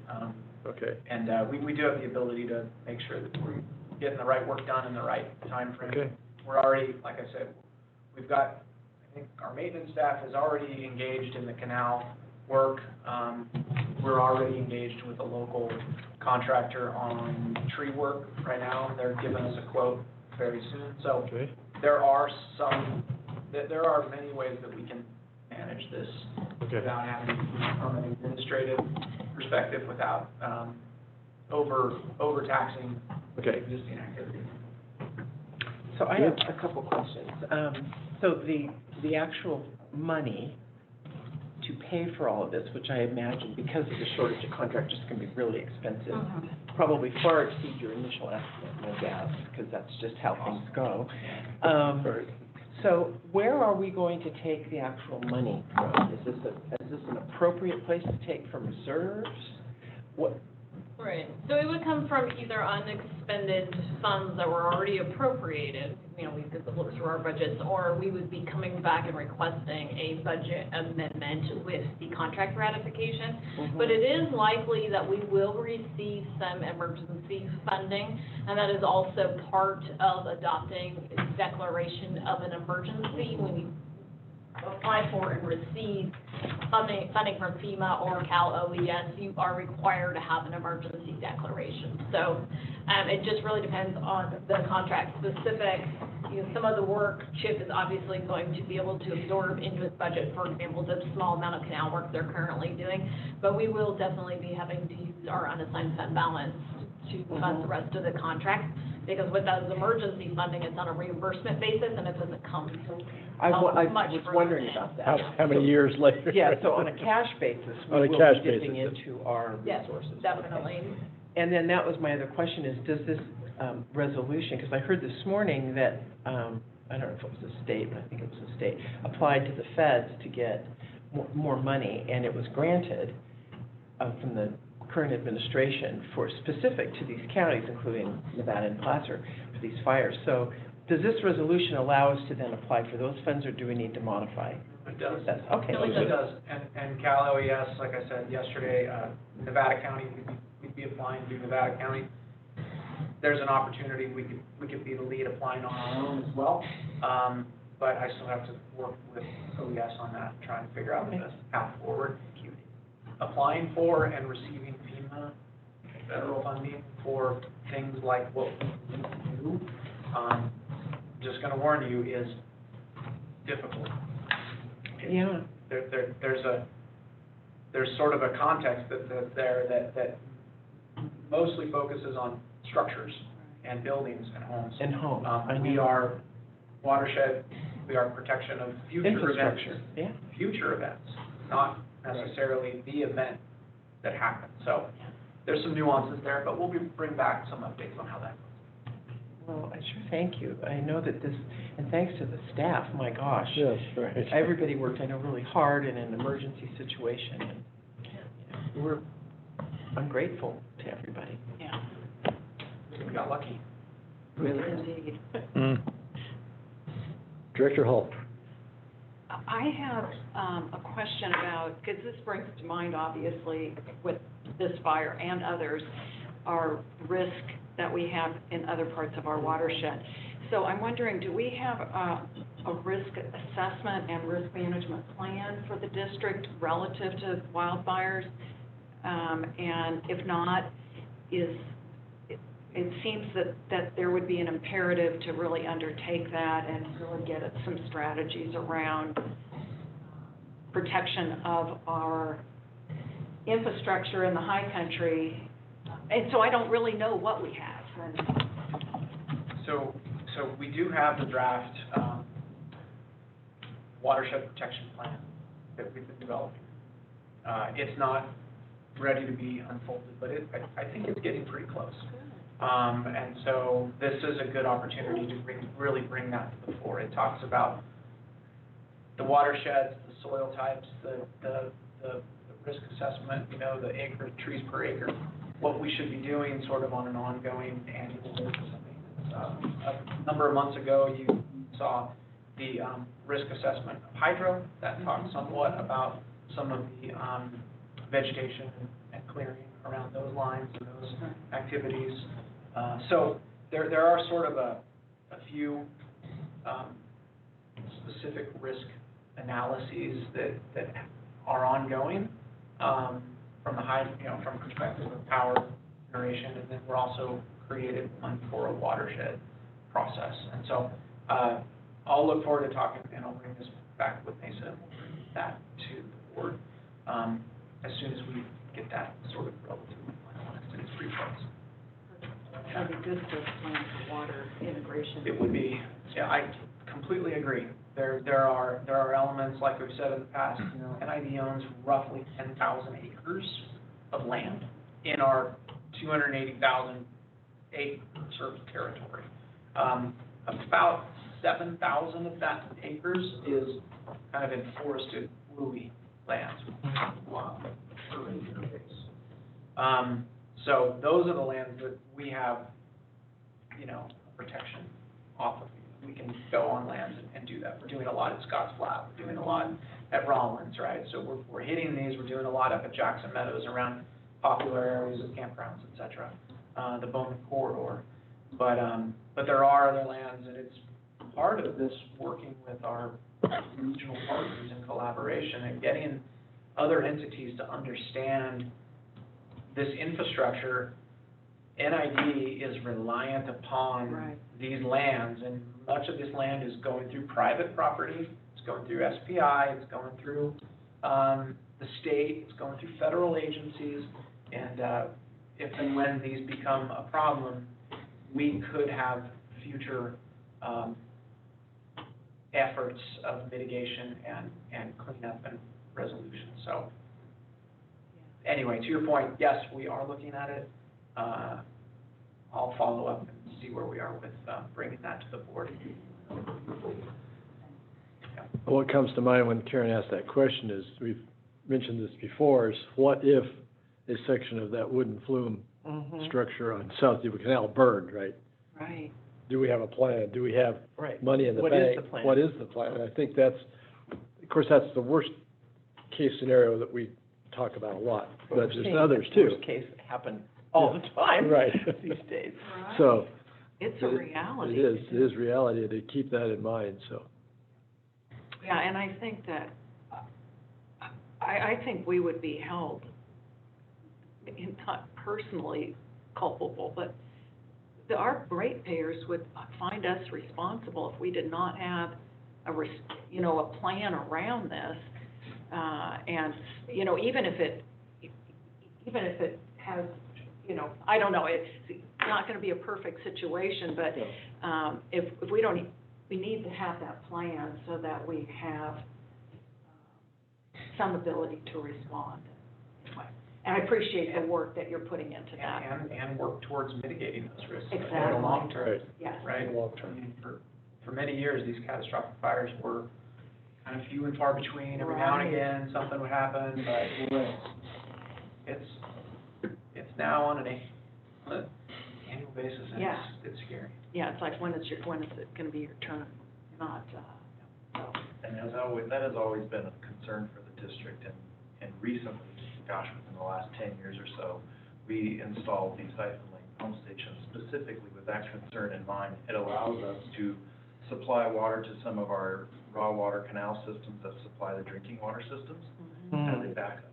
So we're fairly comfortable that in an event the South Yuba Canal loom system burns, we can still supply the necessary needs for public health and safety, but the raw water system is in jeopardy, just because of the sheer volume of water we're buying from another supply. So it continues to be a concern and something that we definitely need to continue to pursue as a risk management issue. And budget for, to some degree. Yes. Oh, yeah, start saving. Start saving for, budget for it. You know, I don't know what the answer is. You all know that really Well, good. starting somewhere and Putting them in pipes, I guess. being proactive. Tunnel. Yeah, Is it that's start- right. Tunnels, pipes. The Cascade Canal System is one of those ways that we foresaw that. The other challenging issue for NID is that we don't own the South Yuba Canal yet. I know, That's right. well, we There's not a know lot that. we can do to fortify So, that. it needs, But when the Change day our comes, deal. if it does become ours, I think it's really an appropriate time to determine, is that location and is the materials it's made of still appropriate, given the conditions we're in? Right, Right, yeah, right. good thinking. exactly. I do think it would be helpful in our communications that we focus on our fire, kind of our resilience to catastrophic wildfire. And so that the example that you gave, Chip, I think is a great one to highlight to our customers, but having ongoing, here's how we're protecting you, here's the investment that's gonna be required. I mean, we need to prime the pump with the public to understand our fiscal situation it requires this kind of investment to protect the future. So things we already done, things we are planning to do, your report, I mean, I think those are all really good things to highlight to customers. Yeah, and this is a really good opportunity to educate our customers on this small section, this small 5 miles is critical to our customers in South Nevada County and all of us. Right. Right? All that water flows right through this burn scar. Right? So there's opportunities to help educate folks on that. Yeah. So, is there a possibility to partner with PG&E? There's a lot of infrastructure money available right now. And so part of the mitigation of the South Yuba Canal, I mean, it's not agendized, but, yeah. It's currently a purchase. We have a purchase and sale agreement with terms that are Understood. all already decided. Are you talking about South Yuba, is that what you're talking Yeah, And I've said maybe we could think about opening up. I'm just saying, just a comment. I think that's a good comment, Rich, that there is large federal funding that has become available now. Right, And- since we started this process. Yes, and it's geared toward infrastructure, and perhaps we can make a case for it. Well, if you recall, both parties did recommit their position on the purchase and sale agreement just earlier this year. Yes. Right. So, it could be an opportunity where we can look at maybe joint applications for some. Exactly. Mm-hmm. Why not? Good idea. Director Peters, you had a question or a comment? Yeah, I have, and I like that, and not only on the South, the Bear Canal, the Bear River Canal, the PG&E, PCWA, they all work on it, and I've heard some talk about that canal is so vulnerable to use the Bear River as a conveyance, and then take it down, further down by Combi, down to Halsey, so we just bypass having a flume hanging on the side of the hill when we're actually using the original nature's infrastructure. It would need a tunnel somewhere, right? Right, it would need a tunnel, Yeah, down by need a tunnel, Combi, but it would be a joint venture with PCWA, PG&E, and NID. It's a good opportunity. It's time to look at these kind of things, because the old way is not working. I had some specific comments about the resolution, just, some of it's wordsmithing, some of it's just questioning. Is this a good time to start looking at the resolution itself? Go ahead. All right, so initially, just this is very minor, but, in the actually name of the resolution, authorize the district to enter into necessary contracts. I think instead of, we've got protect in there twice, to say contracts to access, inspect, and repair district property and facilities, and no comma there, but to protect district. It was just confusing. I was reading the title of it. I think we can eliminate one of those protects. That's a very minor wordsmithing. It clarifies it. And then the 1, 2, 3, 4, 5th whereas, really 15,000 of our 19,000 treated water customers are treated from LOP and, So North Auburn? clarification on that, that's individuals as opposed to connections. So each connection is 2.83 people. so maybe we should put the customer number instead of the saying 15,000 customers. Yes, I think that was a source of confusion. Or Yeah. individuals. Individuals. Or just say individuals, is it 3,000 raw water individuals? I don't, but we need to be accurate on what it is, because I think that, it just jumped out at me that I those, think that's good. I like the 15,000. It really speaks to the importance of Right. those individuals and. well, then let's call them individuals. And that was the Yeah. communication, I think, Yeah. with OES and Okay, Yeah. talk. individuals, so, all right, we'll change that to individuals then, and then Human. corresponding raw water individuals. Okay, and then on the top of page 2, the be it further resolved, it says that the local emergency now exists throughout NID, throughout the district, and does the local emergency really impact the upper watershed? Is it really, the local emergency is in the lower Bear River watershed? Well, Is it in the whole district? Does it go up to Boucher and Foucherie and? what if we have torrential rains? Where's that water gonna go? I think this narrative is intended to be, the district is making a proclamation. A district-wide It is the district. proclamation, yeah. It's not just focused on. So it expands the procurement authority to anything in the district? That was, This language, I think, came Right. from me. denotes I'm not sure about it, but, so keep in mind when we talked about this in the COVID emergency and elsewhere, there's kind of key words Mhm. that you need to use. So some of this may not fit if the emergency is 2,000 acres in a 200,000 plus acre district, but it's because the agencies that we'll be working with want to see those keywords. So that's the motivation here. The local emergency is affecting the entirety of NID. Now, the reality is it may not be affecting that acre in the upper watershed, but it's affecting our resources, our manpower, our equipment. Absolutely. Everybody That's kind of the building. intent. That's right. Right. Does that mean that all the procurement authority, that means that all of 3080 is off the table during No. this time? No, It's only to address the This river fire emergency. emergency. it's specific to the emergency declared by the resolution if adopted. It is factual, we are referred to as the district. I know that we get caught up on political jurisdictional lines, but for the purposes of this, that's not what that's addressing. Okay, so it's not like all of our contracting is on Not emergency even basis, remotely, because that's what this is authorizing is, because it's district-wide, we're changing all of our procurement. Yeah, it says as a result and condition of the local emergency, it's not intending to circumvent the rest of the policy.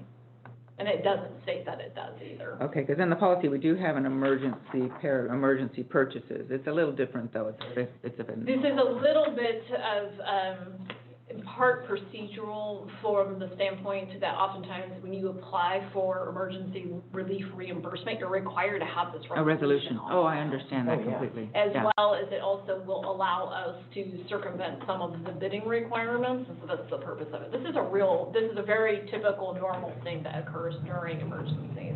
And so, on A, on the next, further resolved, it says negotiating outside the competitive bidding requirements of public contract code, but we don't follow public contract code Yeah, for most of our. let me speak to that, because I actually wrestled with whether to keep that, recommend keeping that language in there. Remember that the legal circumstances under which the district is required to competitively bid are incredibly narrow. It's when the source of funds is a limited assessment or special assessment, so, and that's almost never the case. Right. But I thought, you know, why not leave it in there? Even though in most circumstances, 99 out of 100, or perhaps even more procurements, Aren't in it. the source of funds is not one of those two Yeah. things. Yeah. But again, I thought, why not err on the side of including it if we are interfacing with a a federal agency, federal funds or something like that, they would like to see something like this. Yeah. That makes sense And to it me. would Yeah. expedite the contracting process. So on that same, what that leads to is that, because in the procurement, we further on go to increase the authority, increase the purchasing authority limits, but in the 3080, there's also specific RFP, IDQ, RFB, FQP, all of this alphabet soup of all of these processes that you have to follow based on the different spending limits.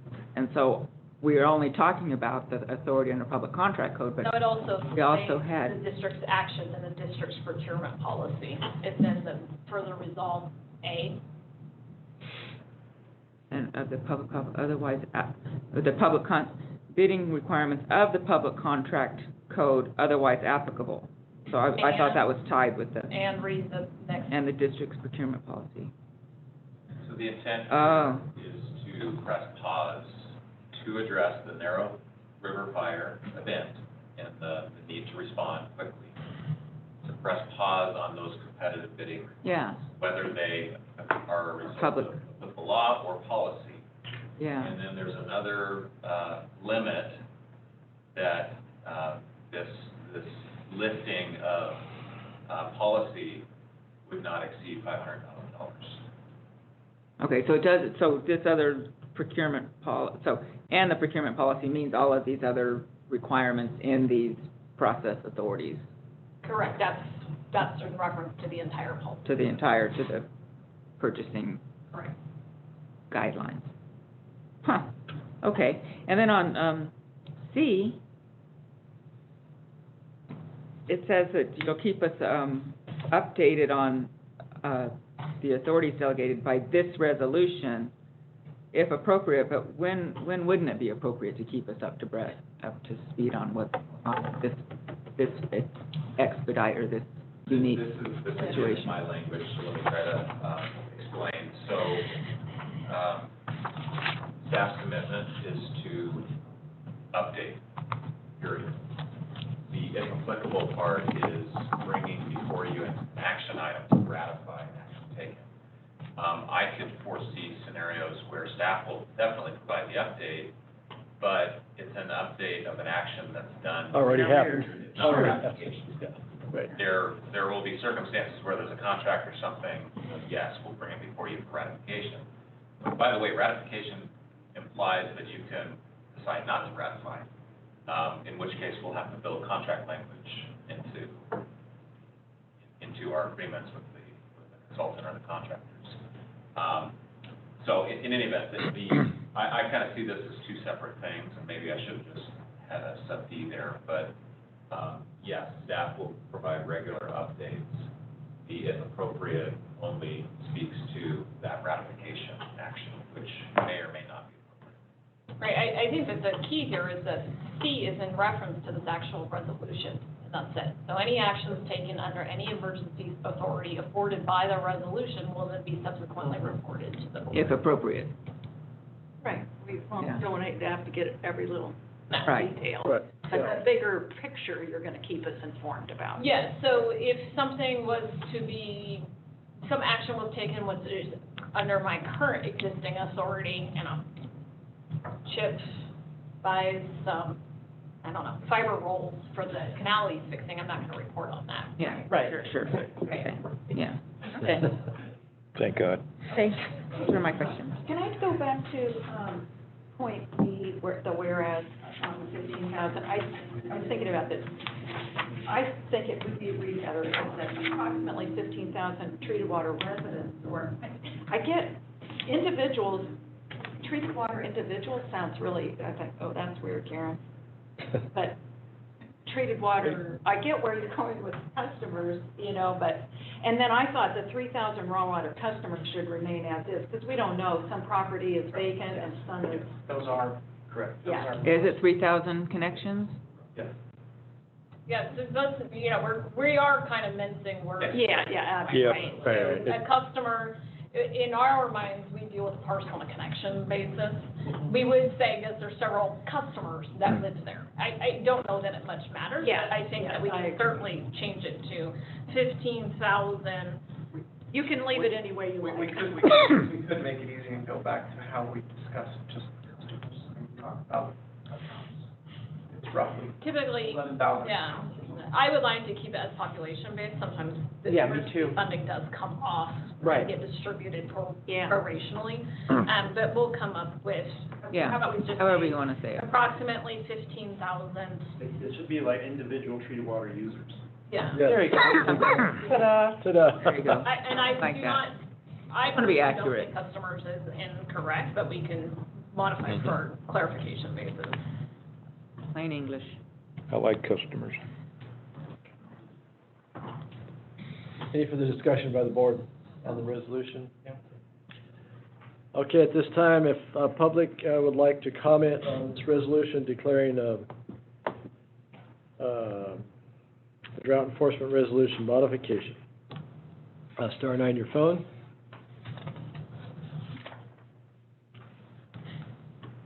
Okay, I would entertain a motion to adopt the resolution. I move to adopt resolution number 2021-30. I'll second. Is that as amended on page one? As amended. Just As amended. Do you need the whole resolution read out? The title, just the resolution number, okay. And who seconded? I seconded it. Okay. Madam Secretary, you call the roll, please. Division 5, Yes. Division 1, Yes. Division 3, Aye. Division 4, Aye. Division 2. Aye. Thank you very much, Well done. Chip, Greg. Boy, everybody. That's a heavy Wow. lift. Yeah. Responded. This time we will take a short break. Oh, good idea. Don't, that one. Yep. She looked Well done. face at me.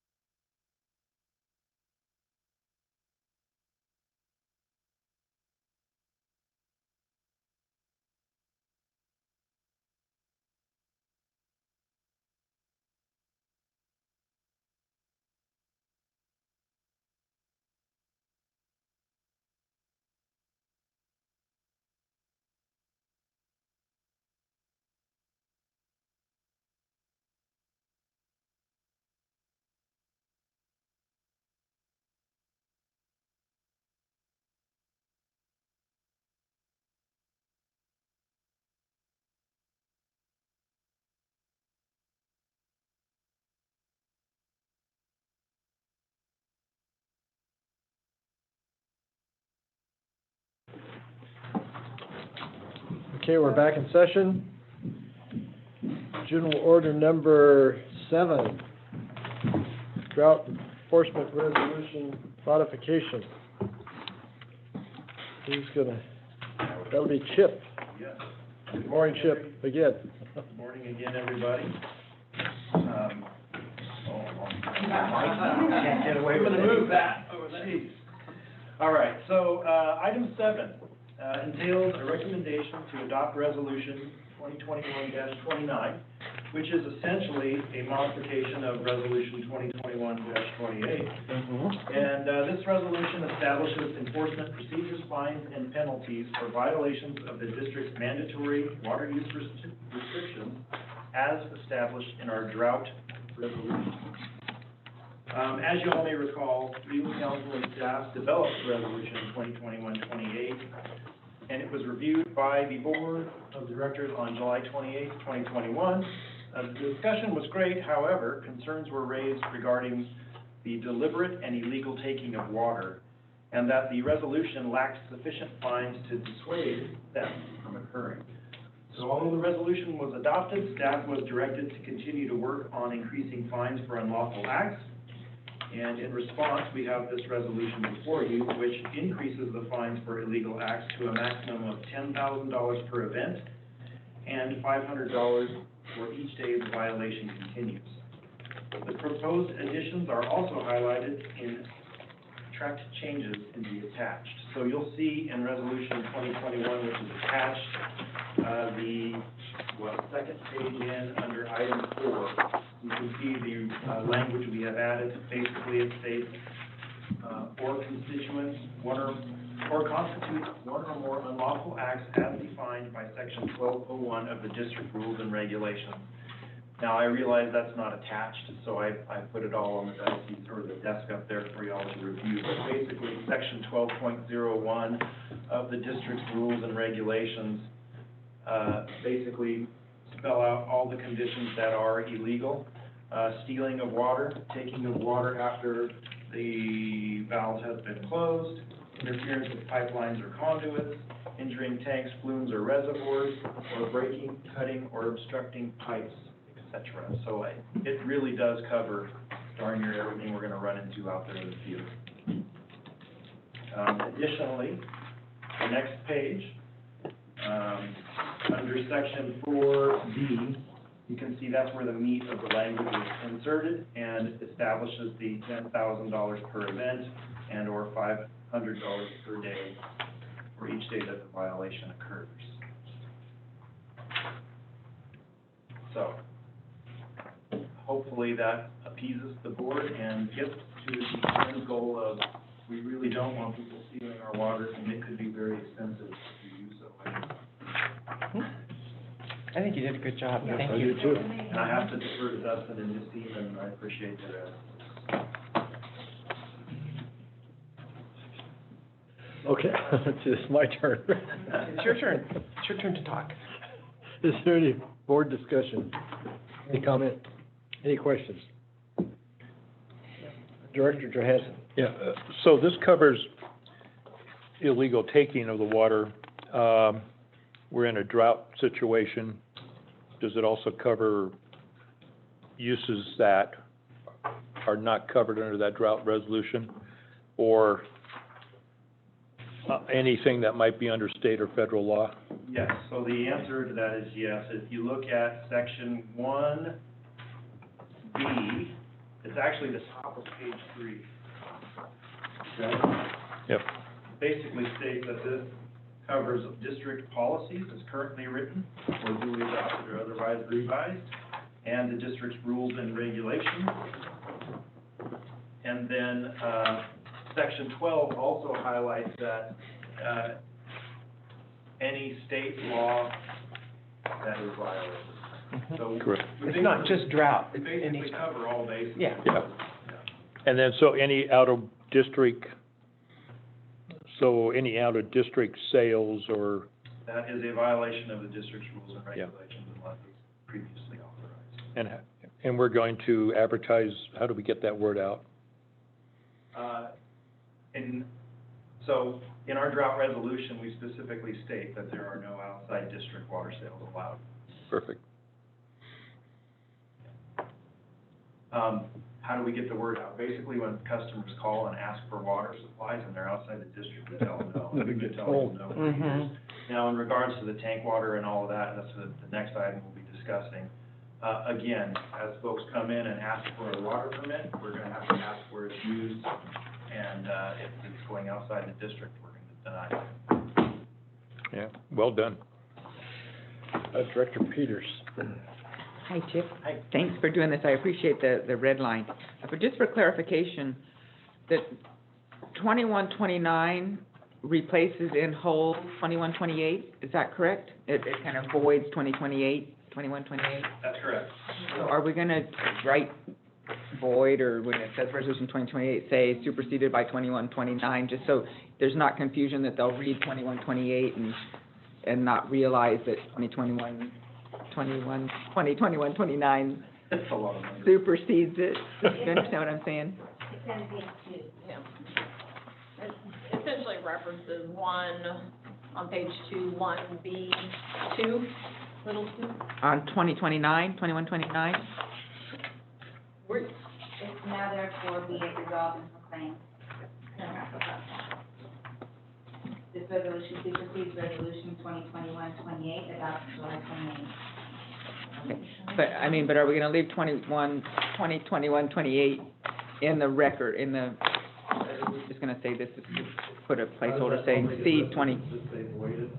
How do we do that? I'm just asking about the process. Yeah, you always leave it, but then when you reference the future one, it supersedes it. Right. Okay, so if someone goes and says, looking down our resolutions and it sees 21, but doesn't see 2129, then that's too bad for them. They don't get the whole straight. I don't know There's that no you reference don't on get 21. If you're required to keep documents, Yeah. usually approved resolutions, whether or not they're superseded.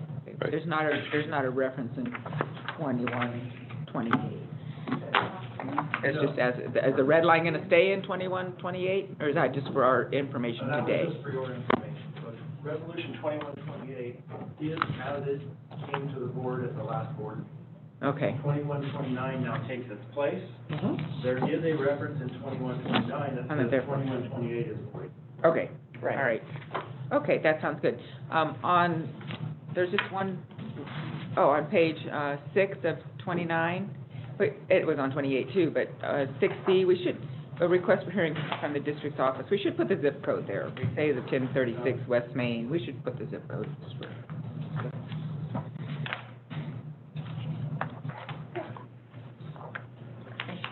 Okay, So with that, Do we have any?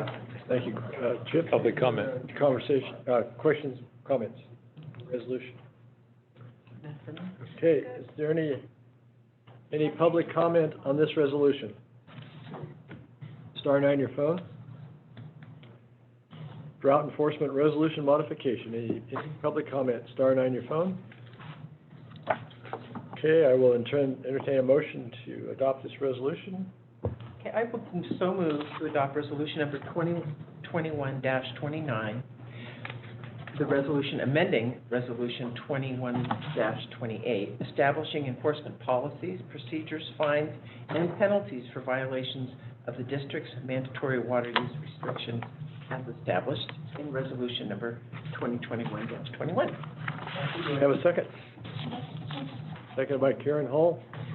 Can we confirm that includes, as amended on page 6, item 6B, after the code? Yes, as amended amended. to add the zip code. Thank you. And my second was? Karen. Director Hall. Madam Secretary, will you call the roll, please? Division 5, Yes. Division 1, Yes. Division 3. Aye. Division 4, Aye. Division 2. Aye. Thank you. Thank you, Chip. And number 8. What's going on? all right, so this is in regards to tank water permits. This is revisions to the district rules and regulations, section 4.01.02 and 5.01.08. As you may or may not be aware, the district offers water sales from hydrants and canals for the purpose of construction water and to a limited extent for domestic use. This service is more commonly referred to as tank water. Tank water is a low-demand service, mainly utilized in the summer months during the construction season. However, the current drought conditions have made this service very popular. In a normal year, we see roughly 75 of these tank permits that go out, and this year we're up to 118 and it's continuing to expand. The popularity of this program has, we're concerned, is obviously, as we've heard, as well as staff. So we've dug into the rules and regulations and have realized that the current rules and regulations do not really provide specific details on what is allowed and is not allowed for this tank water permit. So staff has gone back and revised the language, and I have placed it there on the table. I apologize, the staff report packet did not have track changes, so I went back and I put those in this morning. So now Thank you can so see much exactly for what doing we that. changed. Yeah, you can put them on there. Or Yeah, you should. I'm going to start with, here you go, there's section 1, or section 4, excuse me. So section 4.01, basically, what we've done is tried to make it very clear that this tank or temporary construction water service is only permitted within the district service area boundary. Okay, that's the first change. The next line is scratched out. Then we added, water use in this category is limited to construction water, including dust control and soil compaction, and domestic purposes in an emergency situation as determined by the district. And that's it. Nothing further, no irrigation, none of that. So this is really cut and dry now, and it's definitely a question we'll have to be asking every customer as they come in requesting the service. The reason this has become an issue is that, as you all are aware, we've put forth some pretty hefty drought regulations and asked for mandatory cutbacks of our irrigation customers, yet these folks then could skirt it in the past by just coming in, getting a tank water permit and using it for watering plants. And then they go get out of a hydrant besides. Exactly. So we're trying to narrow this back down. In doing these language changes, I also reviewed some of our other local agencies' rules and regulations, and they're of the same restrictions. Basically, this is really meant to just be construction water. We're a little bit more lenient in that we allow utilization for this for a failed well, which I think is appropriate, actually, given how many private wells we have in this county. Yep. So I think this is appropriate and a much better focus on what this is used for. I will say, in the past, it's also been utilized to fill pools, so we may get some feedback on that and some consternation on those folks, but ultimately, if you have a pool, you have some way to fill it, either it be by your well or some other means, I would think. So, just that, as a little side note. So that's section 4. The reason it's in section 4 is section 4 deals with treated water, so that's when you're pulling from a hydrant. Okay? I have a question. Yes, go ahead. It says water utilized from a non-permanent service point, normally a fire hydrant. Why would a fire hydrant be non-permanent? Meaning that it's not a service where you can connect to the hydrant and leave it supplied to your house all the time. It's not a permanent service location. Oh, okay, okay. And it looks like, we eliminated, water from the raw water system, because this is in the treated water section, is that why, or? Yes, partially because this is dealing just with the treated water section, and partially because we don't want to encourage, pumping from our canals. Yeah. The reason being is that canals are set and they take days to adjust and regulate. If you have a tanker coming in and pulling loads out of that canal 2 or 3 times a day, the end of the canal suffers. And there's no way to account for that or adjust for that. So we want to really minimize where we allow this to occur. Yeah. And that's why when we go into the raw water side of this, when people come in and ask for a permit on the raw water side, it's going to be scrutinized by staff, and we're only going to allow it in very limited sections. Okay, okay. And then, I was just thinking about our constructed conveyances. How many of those do we have? Oh, gosh, I think it's around 1,200. Oh, that many? Okay. Because, just a thought, I was in Colorado recently, and they require, the water districts there require everyone to have at minimum 1,500 gallon tanks. And then all of those people, they maintain their tanks, and then they're the water district, rather than, connecting them to the treated water system, they just, like the propane tanks, they go around and keep the individual people's tanks full. And it was really Of treated water? Of treated water. So we would get them out of the raw water out of their homes and say, okay, you buy. So my question was, how do we, as a district, how, for the wells that have gone dry, they hire water tenders that take it from the hydrant to the? Yes, correct. They have potable water tanks. Norm Paul has a dedicated truck just for that. A dedicated truck. And so Yeah.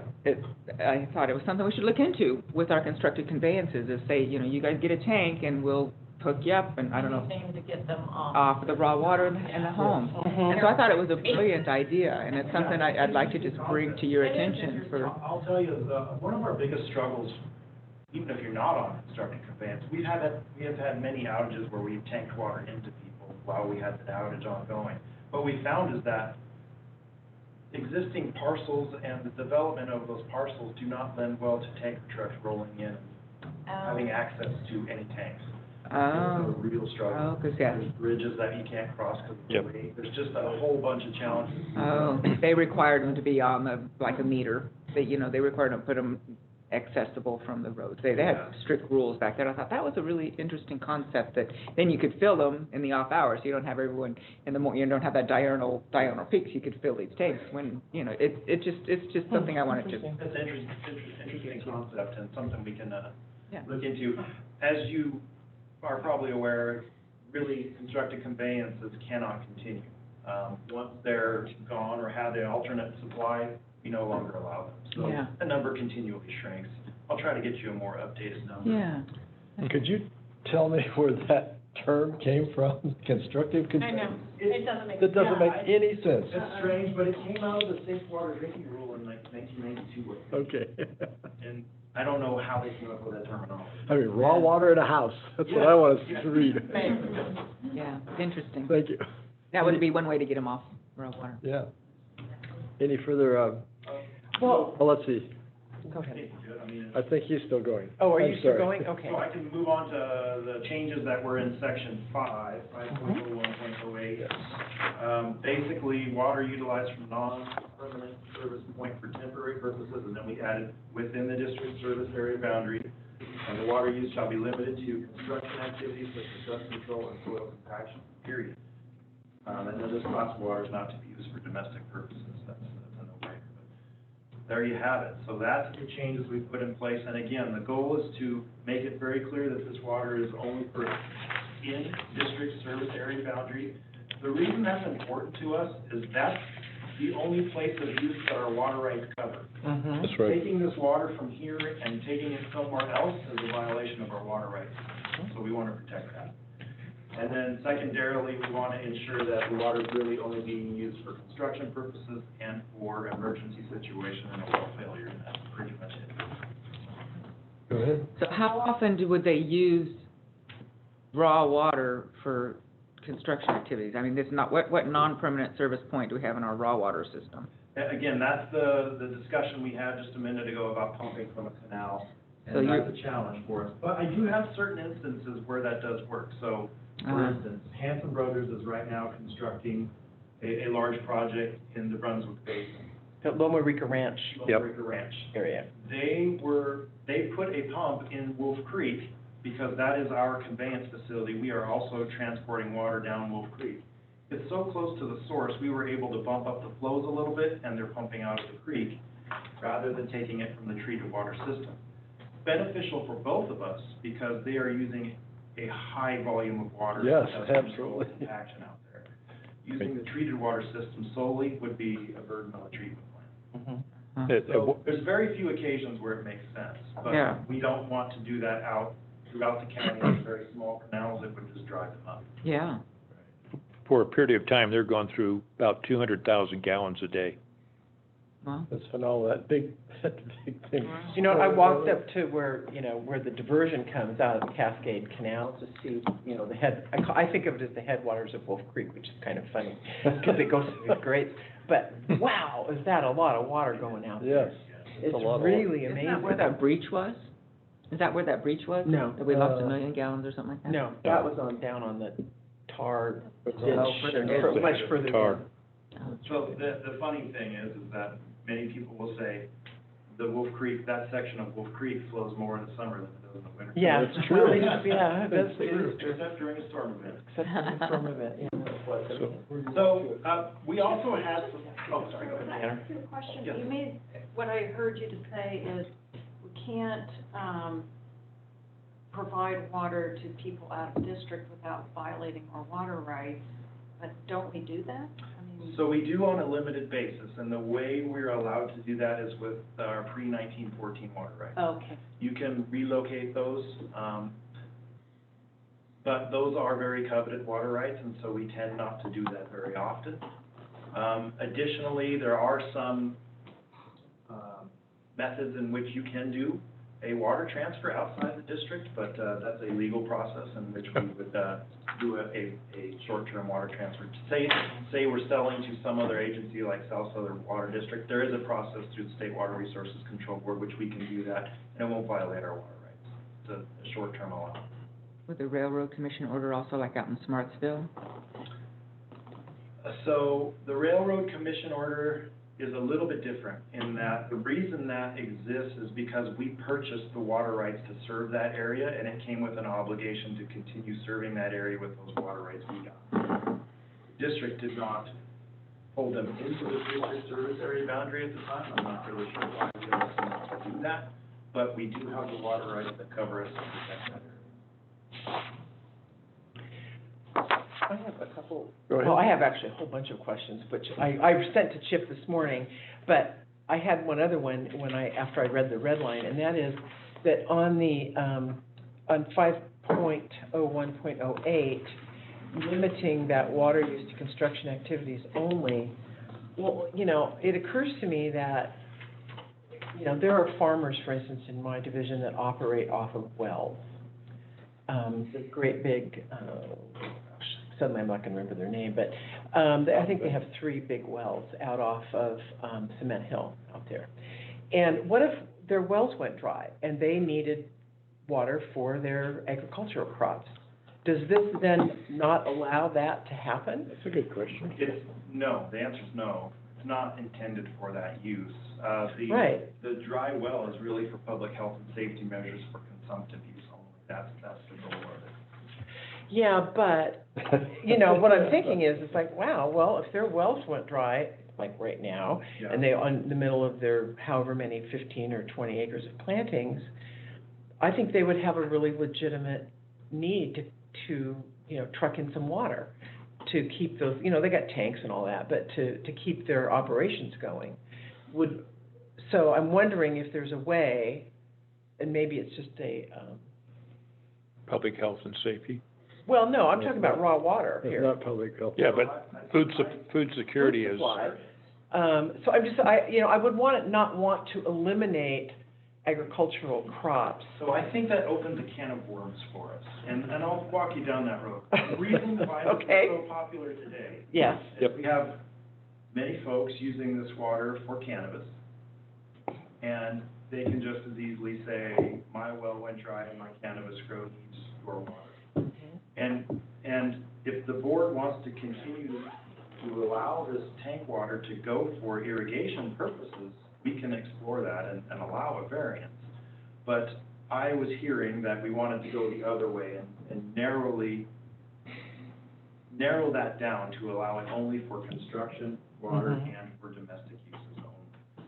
I think we run into a challenge in a year like this where we put regulations on irrigation to allow people to just say, okay, I won't use your canal water, I'm just gonna go to a tank water permit and use that instead. Well, I guess, you Yeah, know, so you're talking about a specific, I was talking about Right, like some, you know, there's not very many, Yeah. you know, farm producers or food producers who operate off of wells, but there are some. And so I wouldn't want to eliminate them, but am I hearing that we would have a variance process that they could come and say, hey, you know, Yep. I'm I think that first rain farm out here and my wells went dry and, it you would know, be I so mean, expensive. huh? It would be so Well, sure, but it would expensive. just be a temporary fix as an emergency, just like it would be You for would have to somebody else. pay. But I just wondered, would there be a process to allow, for us to allow a variance?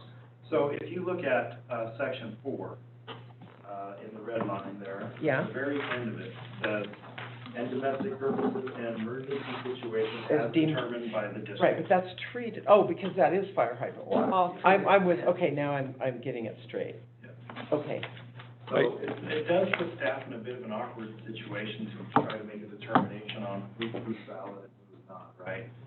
So. well, and there are licensed cannabis growers, I mean, let's be Yeah. real.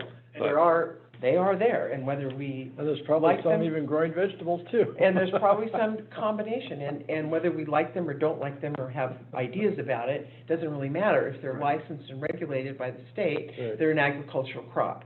So, to choose one group of farmers to say, no, you can't have our water, doesn't feel like that's right either. I agree So- 100%. Yeah. That's our goal, was to just say, it's really not meant to be used for that purpose, period. Whether you grow cannabis, vegetables, it doesn't matter. To put treated If you water. want to be a farm, either buy the NID raw water or use your well. Got it, yeah. From an economic standpoint, to base a business plan and agriculture on a well is very perilous. Well, I And this in understand, but our- they've been doing that in our here area. for But then we also have to get the state law, years and years. Right. of course. But we also have to get the state law, which has regulations on water tenders delivering water to cannabis. Well, that's a whole That's a whole nother, different story. that's a whole nother story. I just didn't want to eliminate, and I'm thinking of the one farm, I know No, I you're understand. remembering it. River Hill? Thank you. River Hill's 6 acres. Yeah, River Hill.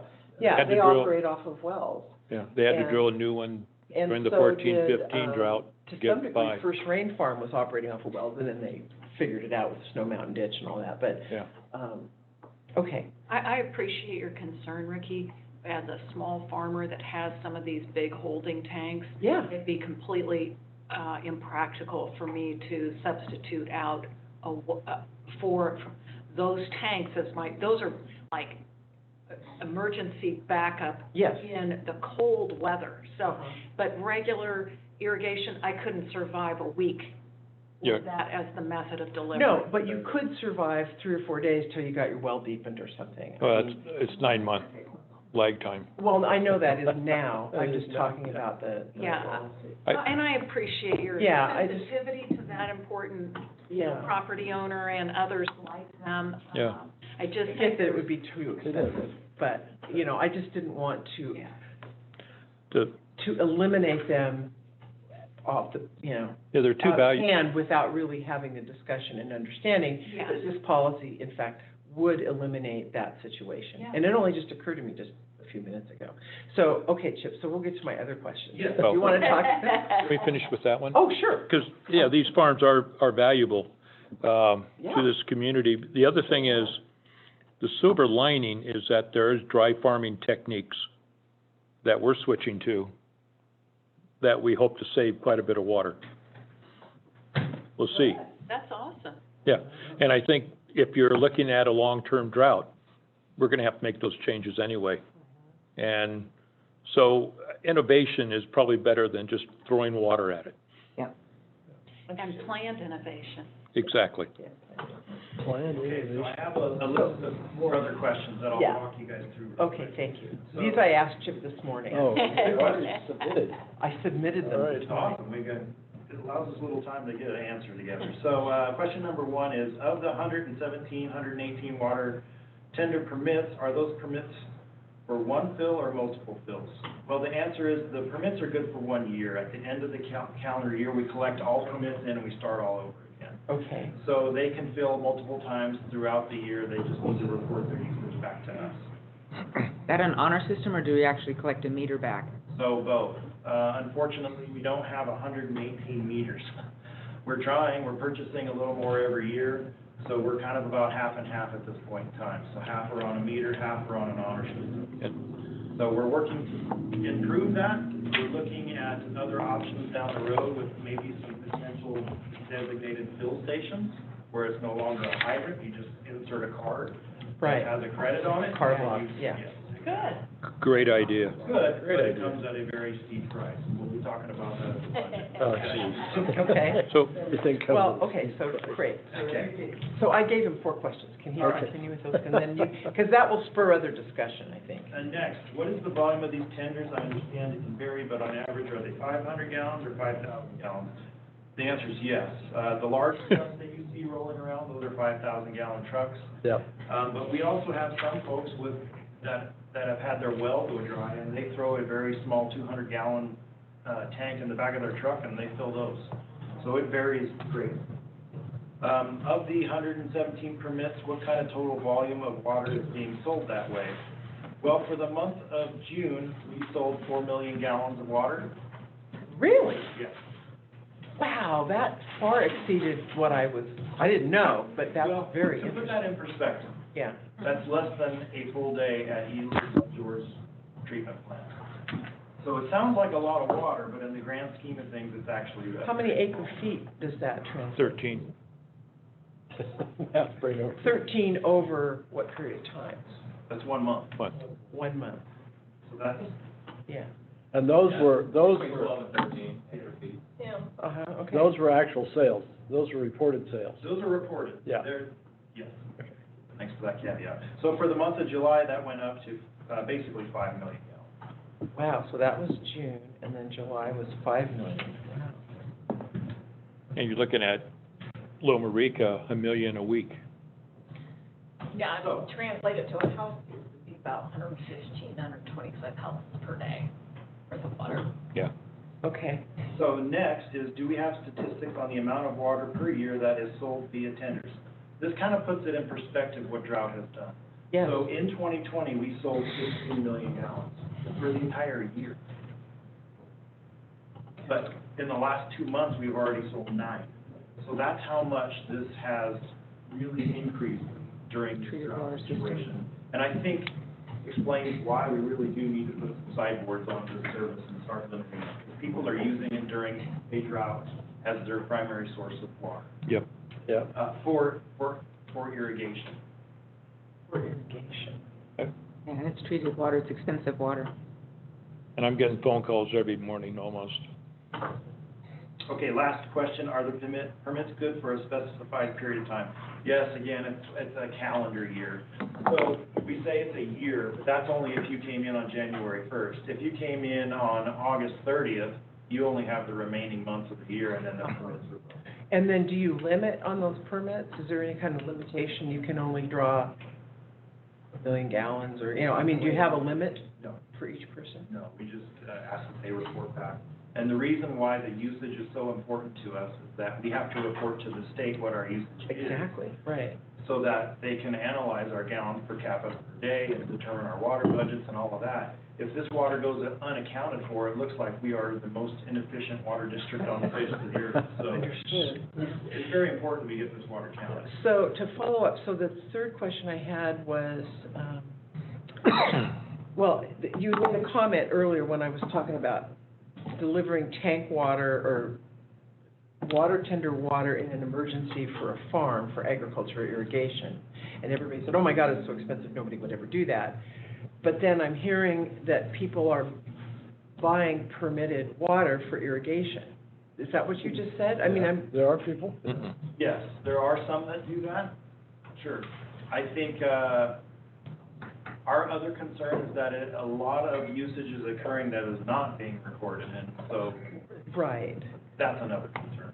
But that's where our previous topic comes into play. Understood, yeah. That's fine. Yeah, I'm just trying to get my head wrapped around this whole thing because, Want to come down? Can you true it up to water produced versus water sold to treated water customers versus this tank I'm water? just trying to get some See from the hard data, production, you know. what the bust is? Yeah, we can, and we do that every year with our water audits. It's actually required by the state. But there are so many avenues in which you lose a little bit of water in the treated water system. It's hard to say that that's all just tank water dissipation. Yeah. In addition to that, when you have a fire, like the river fire, they hammered all the hydrants out in Chicago Park, rightfully so. We don't account for that. There's no way. It's an emergency event. Take all the water you need. Yeah. So we just have to tell the state that, hey, there was a major fire in the area. It's virtually impossible to know how much water was used during that event. So there's some real challenges with the auditing and accounting. Again, there's some good options we hope to explore in the future with dedicated filling stations that would make some of this a lot easier for us, and that if you go outside and you see a truck hooked to a hydrant, you already know that they're not legitimate if we have dedicated filling stations. Right. So that's something we will explore in the future, but Okay, so my last question, then I'll be quiet. So on the, oh, gosh, did I miss it? Oh, when they apply for their permit, do they have to provide a declaration of what the water's being used for? Given that we have this policy now that says you can only use it for health and safety and/or construction, are they going to have to then make a declaration so essentially? yes, they will now. They will now. We're gonna have to change the application a little bit, it's not this detailed, so once we get the rules and regs changed, we will change the application to mirror what our regulations. And then if they violate their declaration, it seems like, and Dustin, that's another step above a violation other than just, I'm stealing water. It's like, I'm stealing water, oh, and I'm using it for an unintended purpose.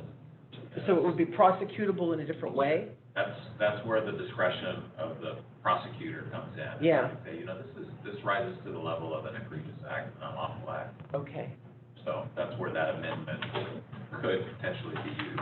okay, that's good that we have the declaration. Okay, I'm done, thank you. Thank you, everyone. Thank you, Chip, for getting all those answers. Director, Yeah.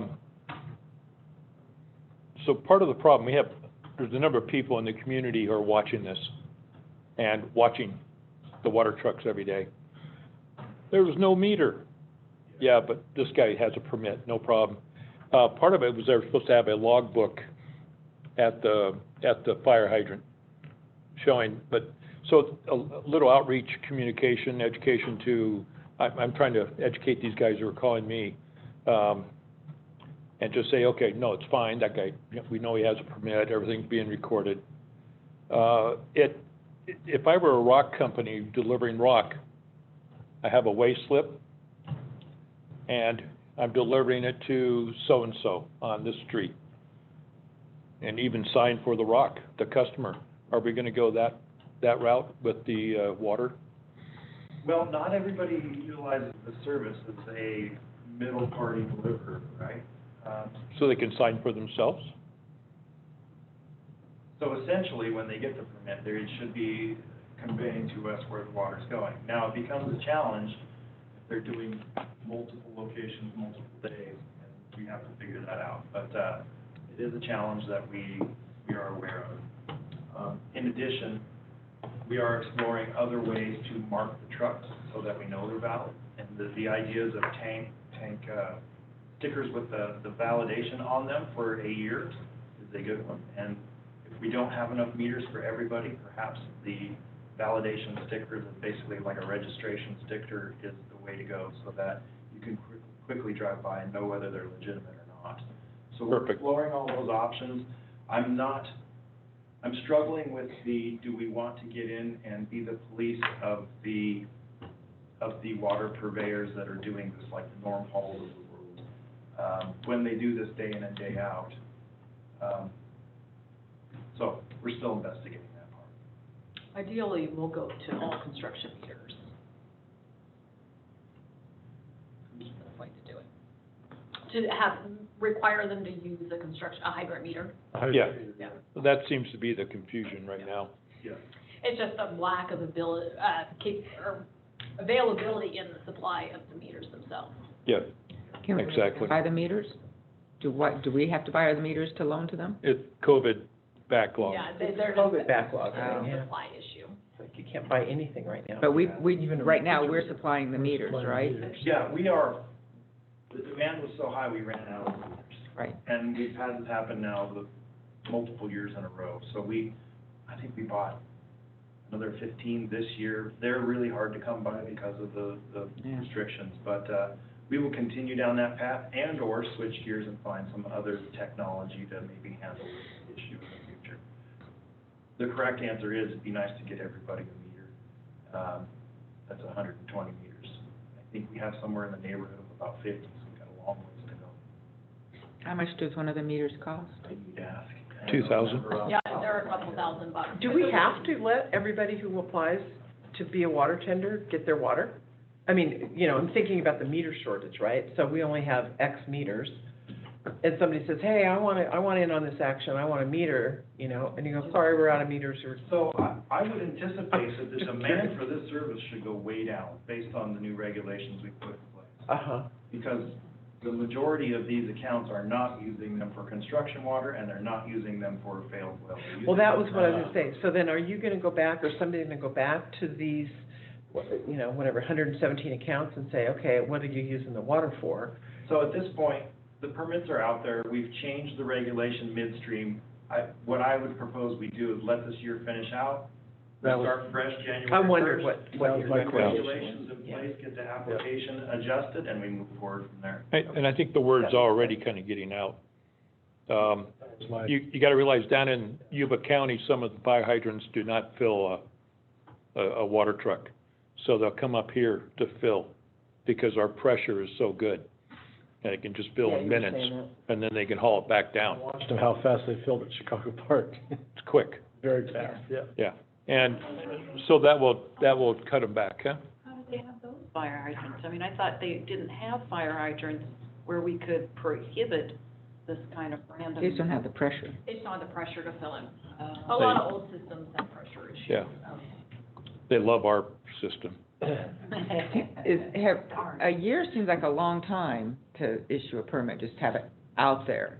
Can we shorten the time frame, or does that make any sense? Well, I'll tell you, the year is the time frame in which we give them, but quite frankly, the service doesn't really start to get utilized until the summer months. Right, right. But sure, we can analyze it, and maybe next year we track the actual dates of usage and get a little better feel on what the true demand is. Again, I'm hopeful putting these sideboards on it makes this a less popular option in the future. Even to have them come back and report in on a more frequent basis. How much did you use last 2 months, you know, instead of waiting, what was your whole year's usage? No, they report No. monthly. Yeah, it's monthly. Oh, they do They report do monthly. report monthly. Oh, okay, I thought at the end of the year they say, oh, here's how much. No. We could even go down to weekly, or Yeah, It just times creates a a lot month. of administrative. It's just more Right. work. Yeah, I would Right. recommend. For staff. as long as we're doing at least, I mean, at least not a year. I was thinking it was No. a year went by and we didn't know how We much. call them on. Okay. but if everyone had a meter, guys will drive by, got a meter, got a stick. decal, everybody's good.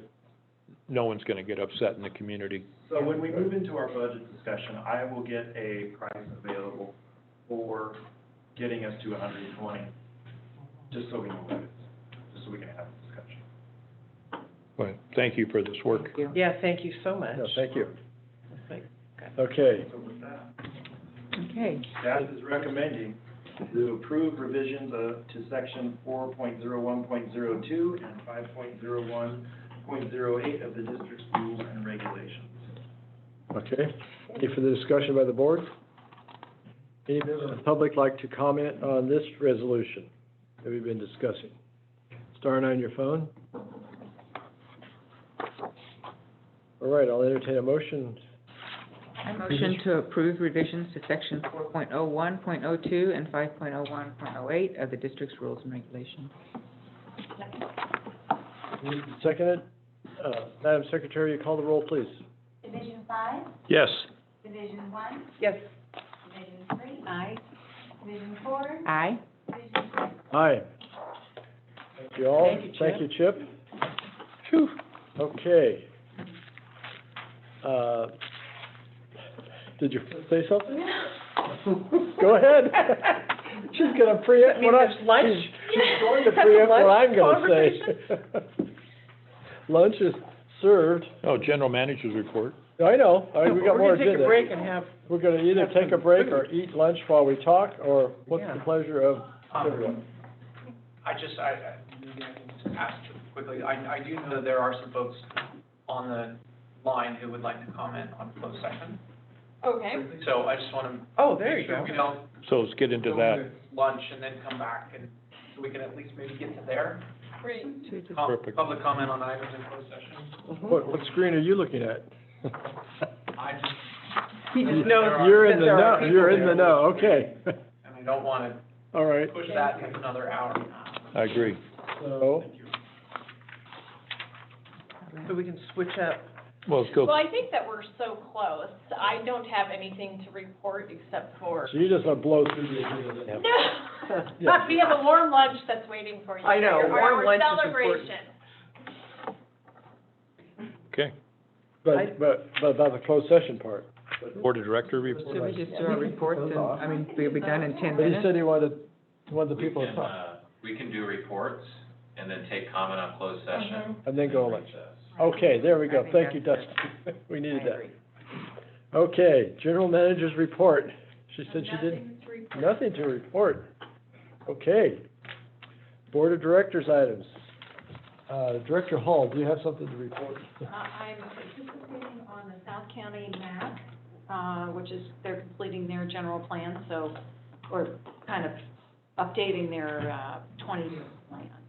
So that's been interesting discussions. And then I've had some customer issues, one of which was from a municipal water,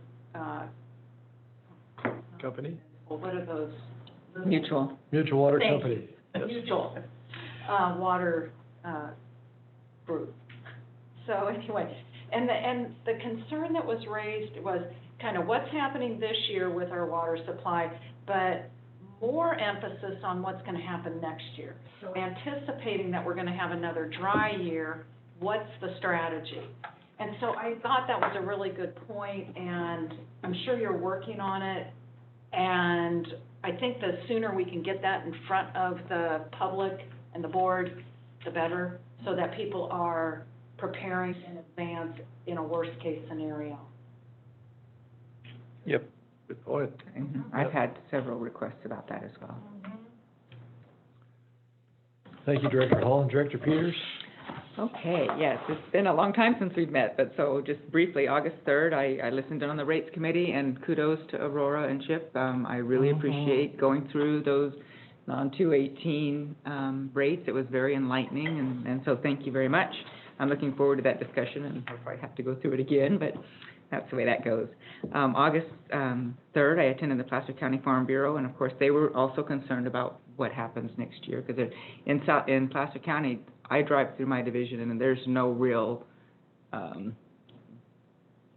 evidence of significant cutbacks. People are still watering in the middle of the day and doing all their stuff.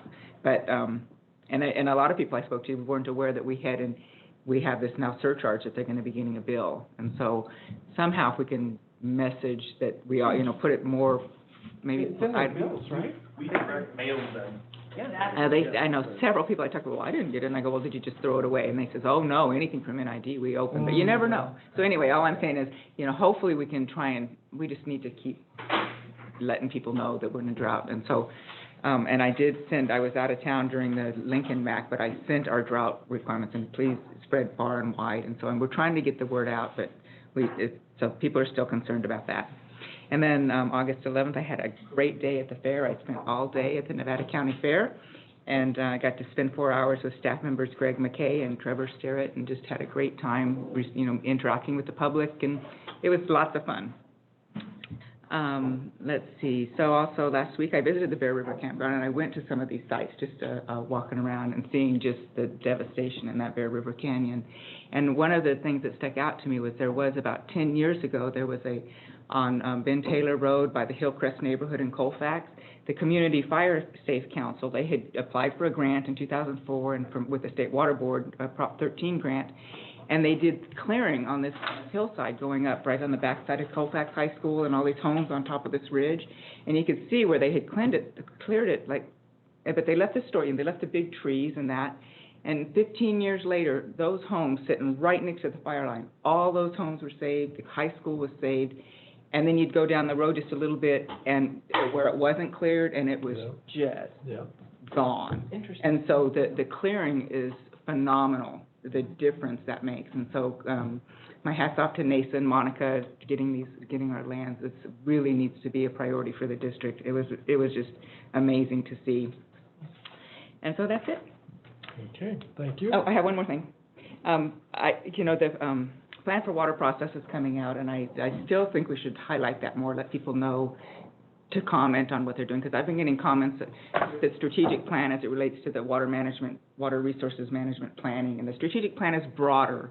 It covers our financials, it covers our hydro, it's a broader document, and to lump it into our water resources master planning, there seems to be some disconnect, and so I think that we should invite some discussion on what the process is going to be, and try and highlight that to figure out how we're going to address that. But it's exciting to go forward, and there's a lot of interest in this whole plan for water process.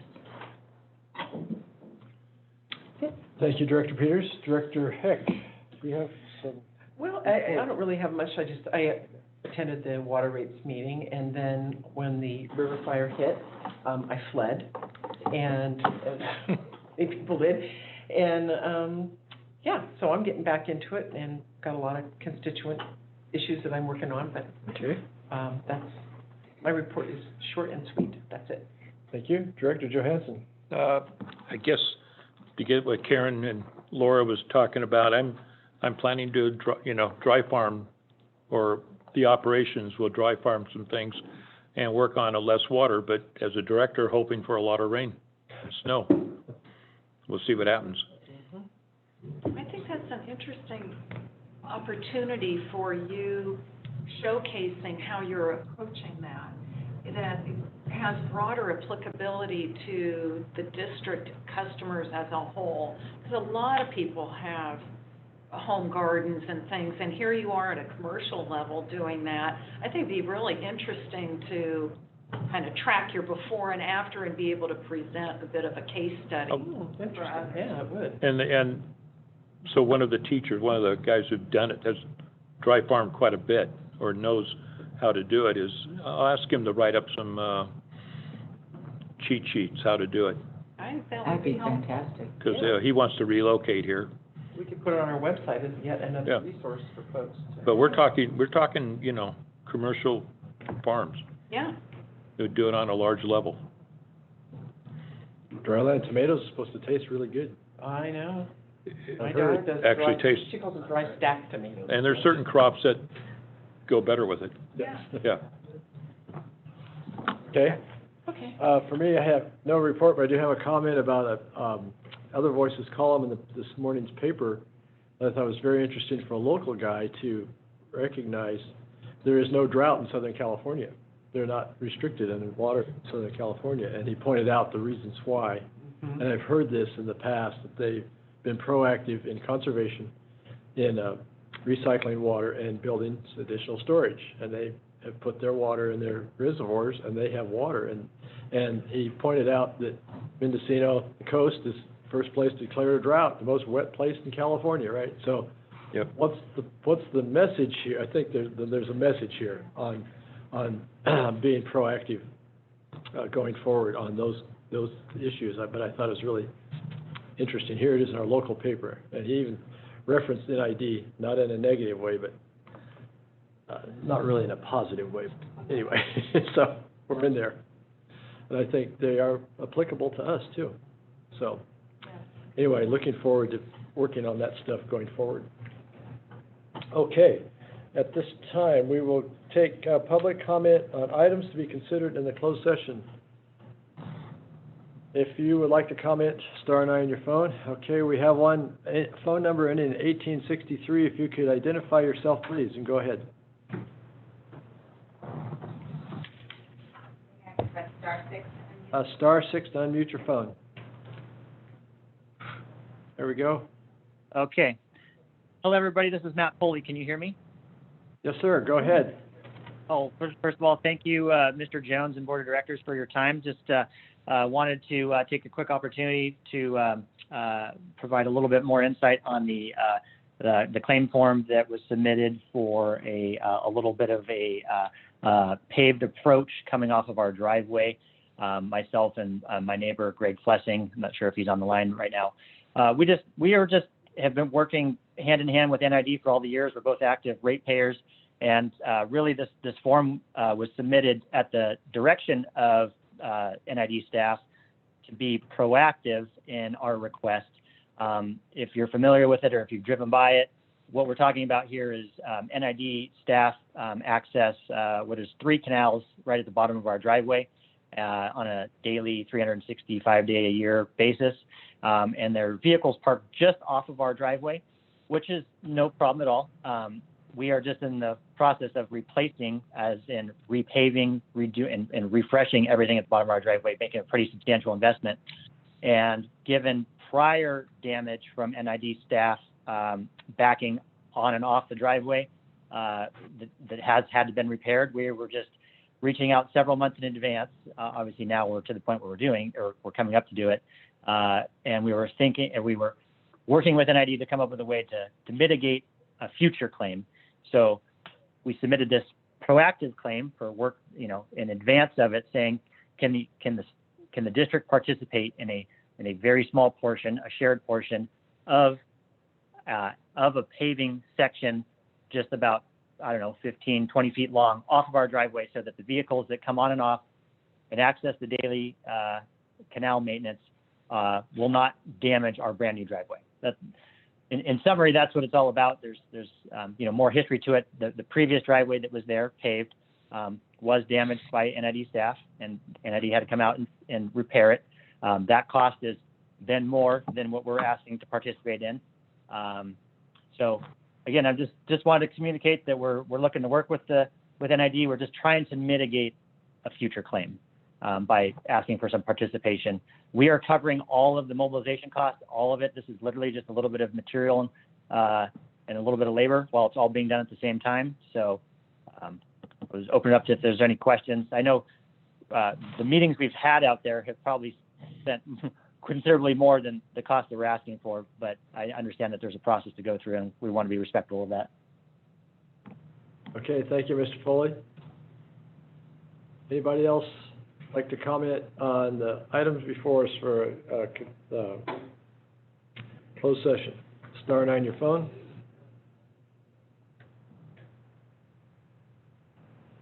Okay, seeing none, we will move forward. Do we have a defined lunch period? Oh, that's now. How long?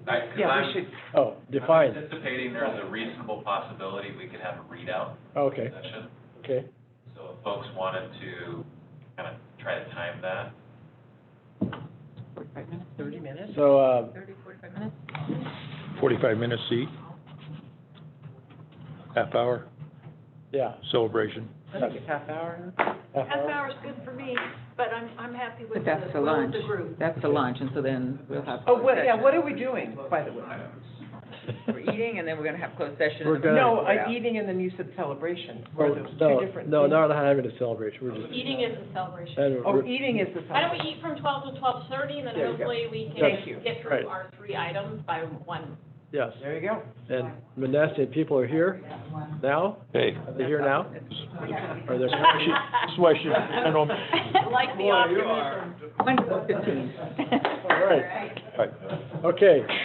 We will, Recess.